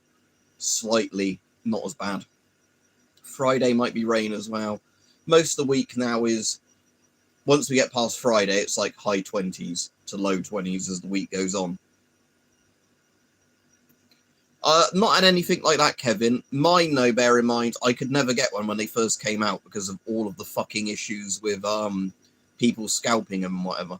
So I got mine like a year and a bit, I think, after they came out, because we bought a fridge freezer from a retail store. They did a thing that if you'd spent enough money with them in like the last year or so, they let you get on a priority list, you know, where you could pay a deposit and get one. So I just bought one for myself for Christmas one year. Because obviously what they did, I think it was Curry's. No, it wasn't Curry's. PC World. I can't, might have been Curry's. Can't remember. It's one of those shops.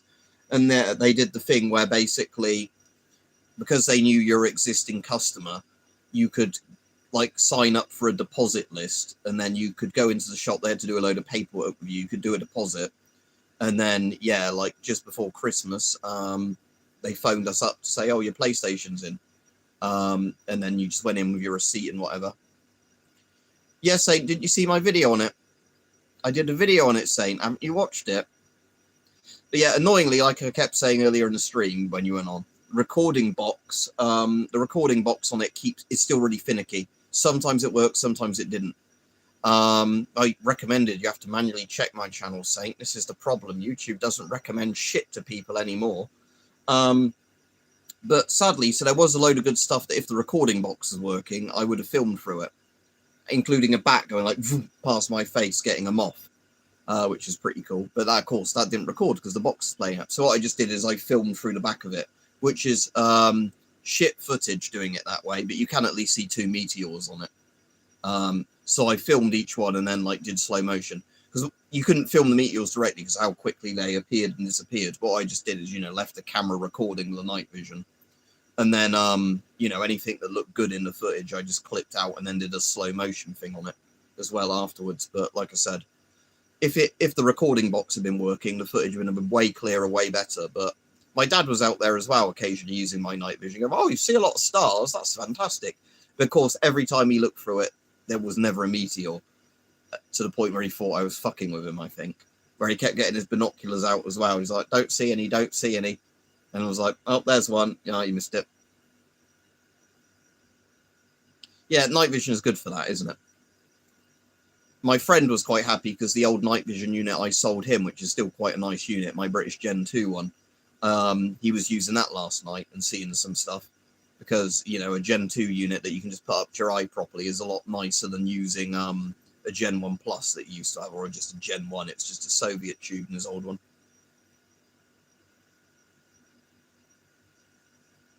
Yeah, I got, so 360, I didn't get a 360 when they first came out, and right, okay, here's a really weird thing, the 360s. My first 360, it didn't have a head mount, this one, Saint. I was on about selling the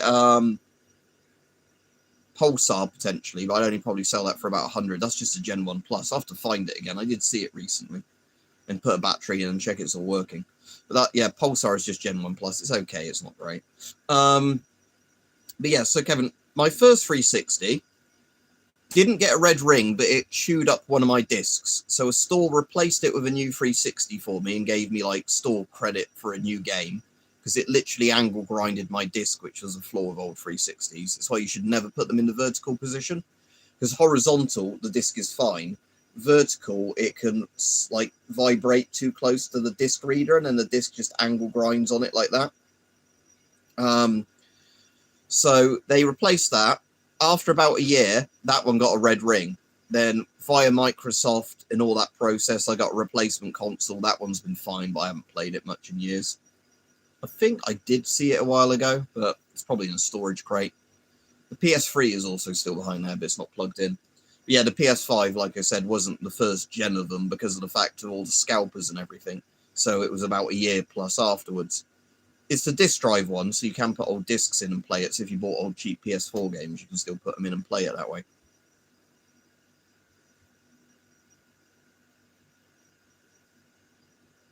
It's not bad, don't get me wrong. What night visions have you played with, Saint? Because again, if you've not played with any proper night vision, Gen 1 Plus still seems good. Like I said, it's just the problem with these night visions that if you're used to really good ones, and then, so for like me, once you've gone to Gen 2, you'll struggle to go back to a Gen 1 night vision. Does that make sense? And then when you've seen Gen 3, you're like, Gen 2. Gen 2 Plus is all right, but Gen 2. Oh, okay, so you'd still find it good, Saint, because they're still really good for what they are. It's just, like I said, it's just that annoying case of, let me just see, is it in one of these drawers? Have a quick look, because I can turn the light off and show it you in here if I've got it in one of these drawers. And I've got, yeah, there it is. So this is dusty as shit. If it takes it takes the shorter one, doesn't it? Not an 18650. Oh, I wonder if my ADNV extension tube works on it, if they're the same size. There's a battery in there, but I bet that's long dead. Let's just try that and see. I bet that battery needs a charge. Also, I don't know where the eyepiece thing is, but you can just put your own eye cup on there. I took that off because I didn't like it. Night vision don't have range, Saint. The range is totally, unless you mean using the inbuilt IR, the range is completely down to how bright the sky is. On a night with a bit of moon and stars, these are great Gen 1 Pluses. On a moon with like cloudy and a bit of stars, they're not great, but you can still see bits you'd never see with your eye. On a cloudy night, Gen 3 night vision's good. These are shit, is the answer to that. So, yeah, that battery's long since flat in there.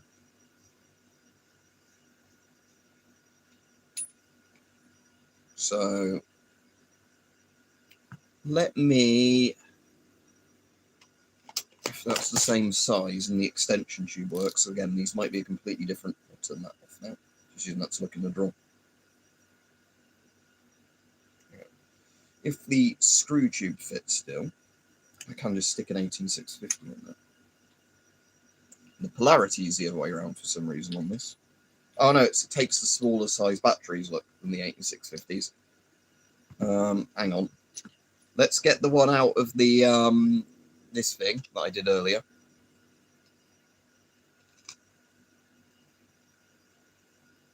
So this might work, this might not. If you get a good IR torch, they're still quite good, because as long as you're using IR and you don't care about other people potentially seeing the IR with night vision, you've not got an issue. The issue is, like I said, it's the case of, where's the thing that says the battery? Right that way. So I want the +1 facing that way. Right, let's see if the ADNV tube extender connects to this. Oh, I think you might be in luck. I think it's like a more universal mounting size screw. Oh no, what if I hold it on and do it? So let me just see first by looking down there in the dark if I can put this into a thing and just hold it, just to see if I can show you if this works. Oh yeah, that's powered on. Okay, right, is that with the, let's flick this off a second. Right, is this with the IR light or not the IR light? No, so that's with the IR light, look, because you can see the, I don't really want to shine it at a screen because it's a Gen 1. Right, this is on without the IR. Let me flick this TV screen off as well. And if I can get that lined up with the camera, which is going to be difficult. See me a little bit there. Let me just get the focus right.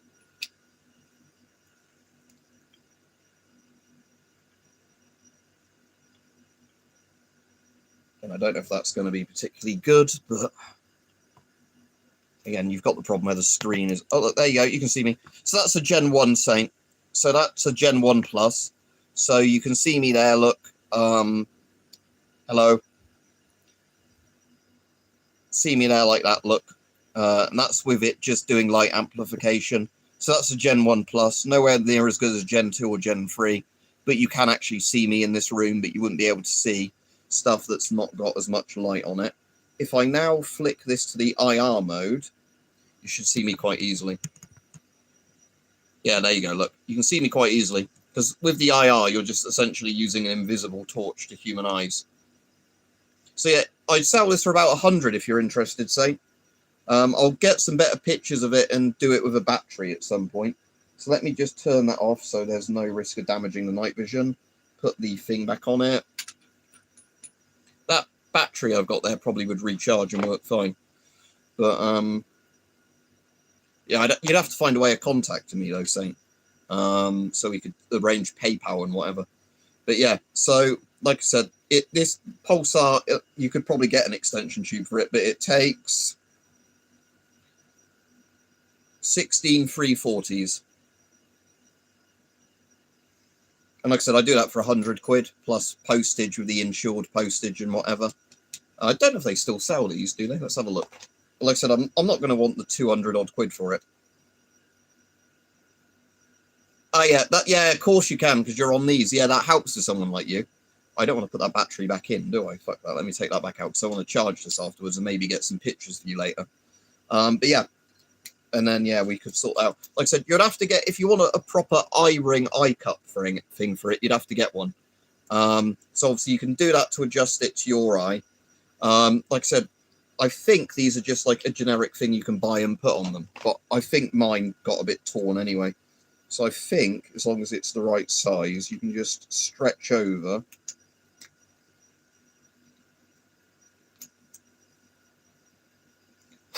I'd give it all the proper dust for you and everything as well. Can't remember if you have to get that on, like, unscrew a certain thing and then mount it. But, yeah, like I said, this is the one, again, it's not the exact same use it thing, but it's like one of those binocular, what you call them, you know, one of those monocular sort of eye rest things. I have no idea where mine was, and I think it was quite a tatty shit one that came with this. Anyway, I won't bother trying putting that on, but like I said, they are replaceable, those sort of things, because like I said, they just simply, you know, like go on the eyepiece, but you just obviously need one that's like roughly the right size to,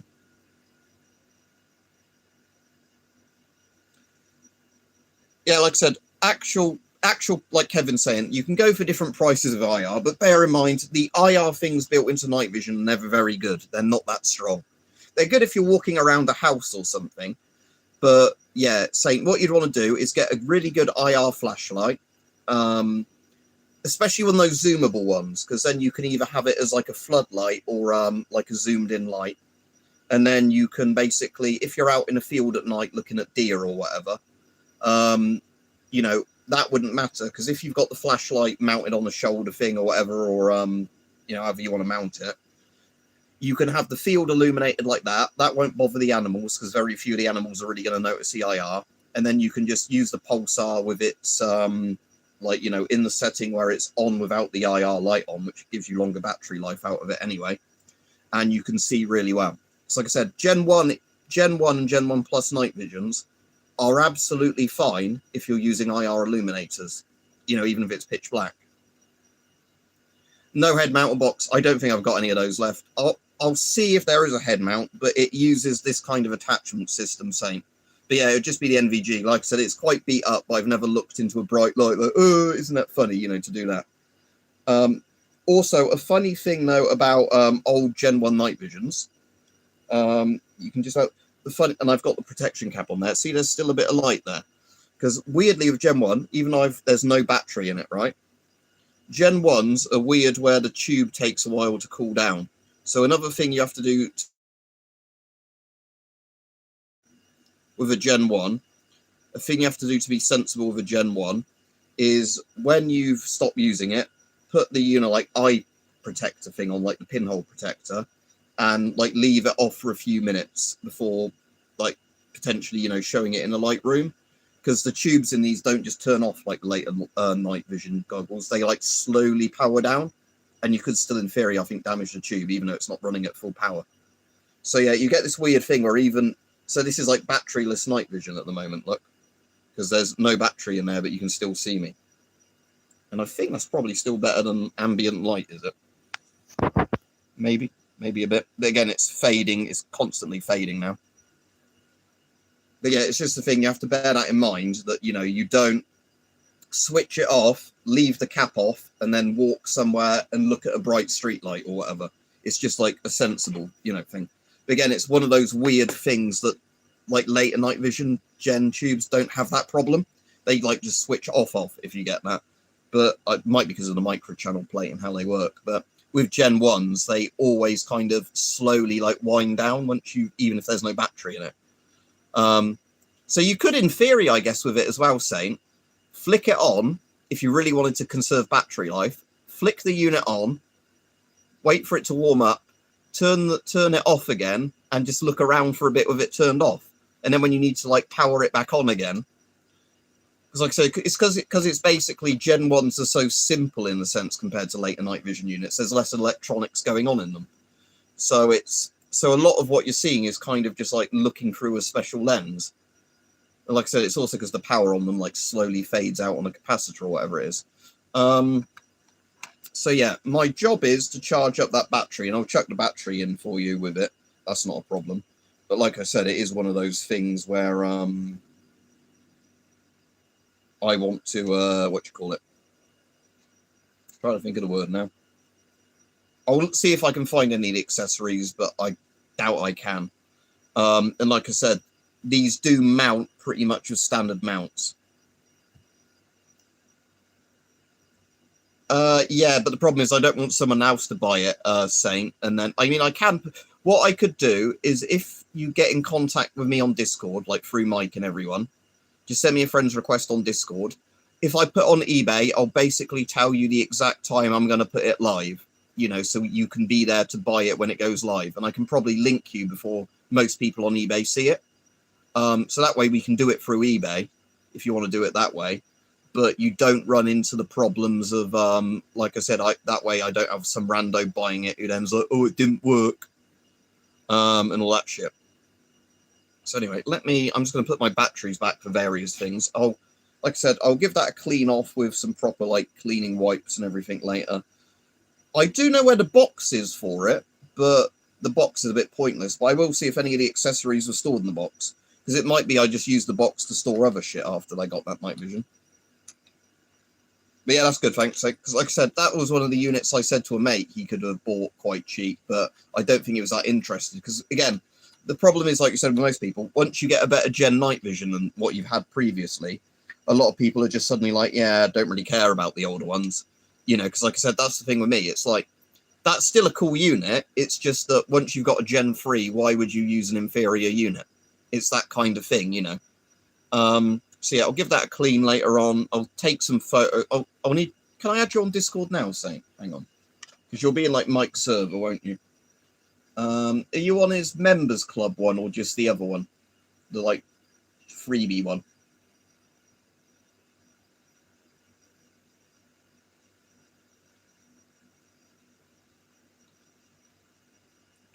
RCM. All right. If I go on Weapon Collector's normal server and search Saint, or are you just not on the Discord at all? Sorry.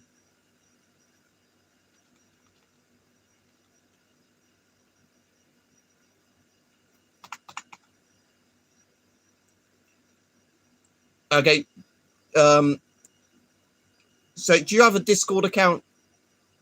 Oh, you just go on his streams. Do you have a Discord, Saint? Because I can just give you my Discord right now if you want. And then I can just accept you if I get a load of randos send me invites. If you tell me what your username is. I'll just do it that way. Because that way,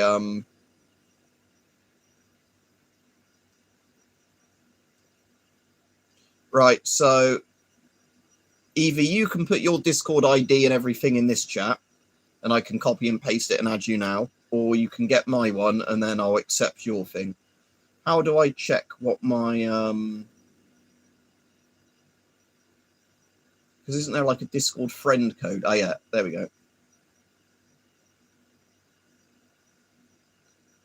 Where's that show up in Discord? Is it like at the bottom left where you can click a thing and it just shows you I thought there was a way you could just give people a link to your Discord. They fuck that up, like, oh, with all the new features. So if I go to direct messages, is there a way where it's like friends, add friend? I can, oh, you are I am _ Saint. I am _ Saint. Send friend request.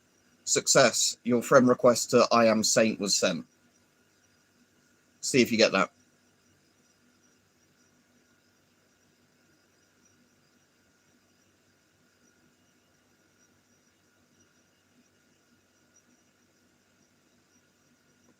Yeah, cool. Right, nice. So yeah, if you send me a message later, then what I can do is if I get that listed on eBay tomorrow or whatever, I'll let you know right as I put it on and then try and send you a URL to it. So if you want to buy it, you can just see it before other people get it. And then we can do like Royal Mail insured tracked or whatever you want to do for the postage. I mean, I think eBay by default has quite a good postage thing, doesn't it? But I'm not going to send it via Every for obvious reasons. But yeah, we'll figure that out tomorrow or whatever. Or if I don't have enough time tomorrow, we'll definitely figure it out. But yeah, cool. So you've got that reserved. And then if you don't want it, somebody else might buy it. Yeah, I think the weird thing of eBay now, though, is saying a lot of stuff like that is kind of like pre-done as a prepaid postage label. So where it used to be like you'd go to the post office and then you'd have to work out what the fee was and add that as like the postage price. It all seems to be set up automatically in eBay now. Like, like when you list it, it's like eBay basically goes, oh, that's a small parcel with whatever. Right, so as soon as I go off this stream, I'm going to see if I've got a charger that fits this battery to charge that. But if not, you need to get 16 340 batteries for this night vision. And like I said, I will see if I can find any of the accessories. But obviously, no promises if I can't. But yeah, let's just have a look. Like I said, I'm going to do it for 100 for you, but I'm just going to interested. So that's a Pulsar night vision. I wonder if they just still make them. The Gen 2 one, I only want it to be Pulsar. Oh yeah, Pulsar still do things. I mean, this is probably a discontinued model, but products. Why does the site not fucking work? Oh, are you hunting or wildlife? Let's just say wildlife. I don't know why this site is so. Oh, mate, do I have to do hunting? Is it that the cool night vision stuff only shows up under hunting? Oh, they don't do night vision anymore. They only do thermals now, Pulsar. can I remember what model this was? Does it say anywhere on it? It will say on my video, won't it? Yeah, I don't think this actually says on here the name anywhere.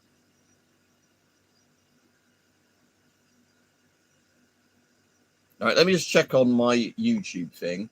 Let me search Pulsar Gen 1 Plus Night Vision, actually, just first into Google.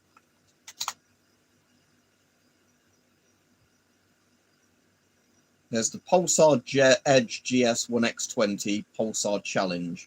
Let me just fucking search my channel. Easier. Yeah, the main thing is don't look at bright lights with it. Being a Gen 1 Plus, it's harder to burn out in the sense that it's not that great at amplifying light. But yeah, the main thing is avoid lights and avoid lasers. If you're using it anywhere there might be light, use the pinhole thing on it. When you're using it outside at night, you can take that off and use it to its full extent. And if you've got an IR flashlight, definitely don't go into like the flashlight with it. The main thing with night vision is just don't look at bright lights. Turn it on when you're outside. I'd say get a little Velcro bag or whatever. And when you're not using it, put it in the Velcro bag so there's just not light coming in. That's what I always did when I moved mine around. That way, if somebody walks down the road with a flashlight or whatever, it's in your bag. It's not going to get hit when you're not using it. But personally, I didn't like helmet mounting it. So I just like holding it up to like scan the horizon like that and then just putting it back in a pouch.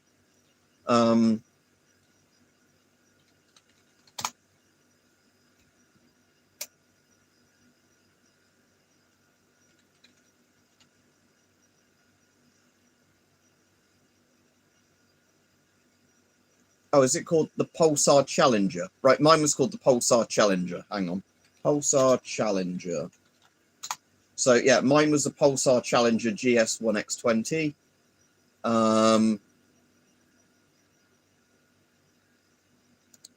Do they still sell it? Because I can find... Oh, it's like a legacy model thing for it, is it?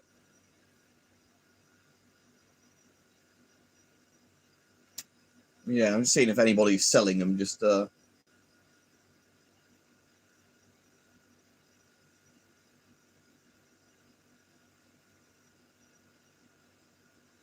Like, so I'm doing it for 100. I was just interested what other people were selling these for, if they haven't.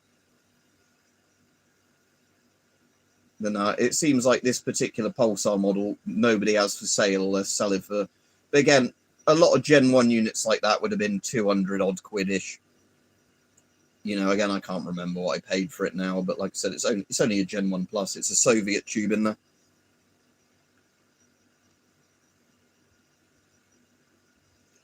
Ask ChatGPT.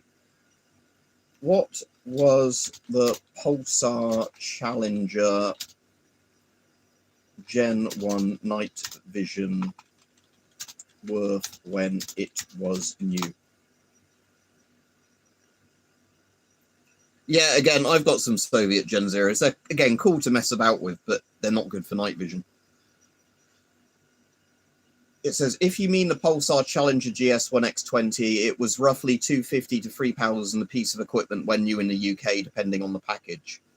And apparently if you bought it with, like, head mounts and that, they charged a bit more. But again, I can't remember what I paid for mine now.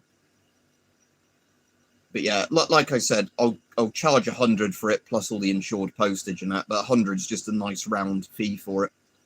And like I said, it's obviously had some wear and tear, but there's no damage to the tube as far as I can see. But I will send you some pictures tonight. I'll just look at the stars with it or whatever and take a picture through it so you can just still see what the image quality is like.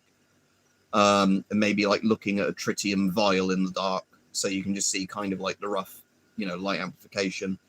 And what I'll do is as well, just make sure I'll get a white piece of paper in a dark room, but not like black, and then I'll just make sure that there's no blemishes on the tube for you, so you're not, you know what you're getting. But like I said, this was one of the first units I had, like the first proper unit. I had I did luck out a couple of times on eBay where people were selling like units a bit like this but not as good, quite cheap, you know, where I just got them for a cheap price and was amazed that, you know, for what they were. But this is definitely better than, they say, a Soviet Gen 1 tube in a shit housing like my mate's got, and I used to have one like that. because that was a thing, you know, like these are actually at least good, solid, like rubberized housings, like I said, where you can put the head mounts on them, and it's just like, you know, it's a very standard head mount thing on there. You can just find ones to go on various helmets and that for that, because it's not like a Pulsar exclusive rail. They just did a rail that was like, you know, one of the mil-spec ones of the various types.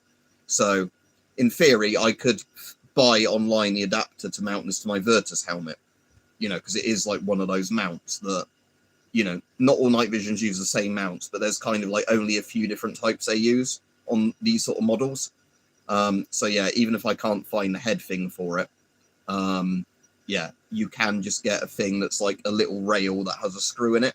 So like it slides along there, and then you have like a thumb screw you do down into that. And then obviously if you've got a folding mount, like a Rhino mount, it just does that up and down on the helmet. Right, there we go. So that's good. I'll stick that on eBay hopefully in the next couple of days, but I'll get some pictures for you first.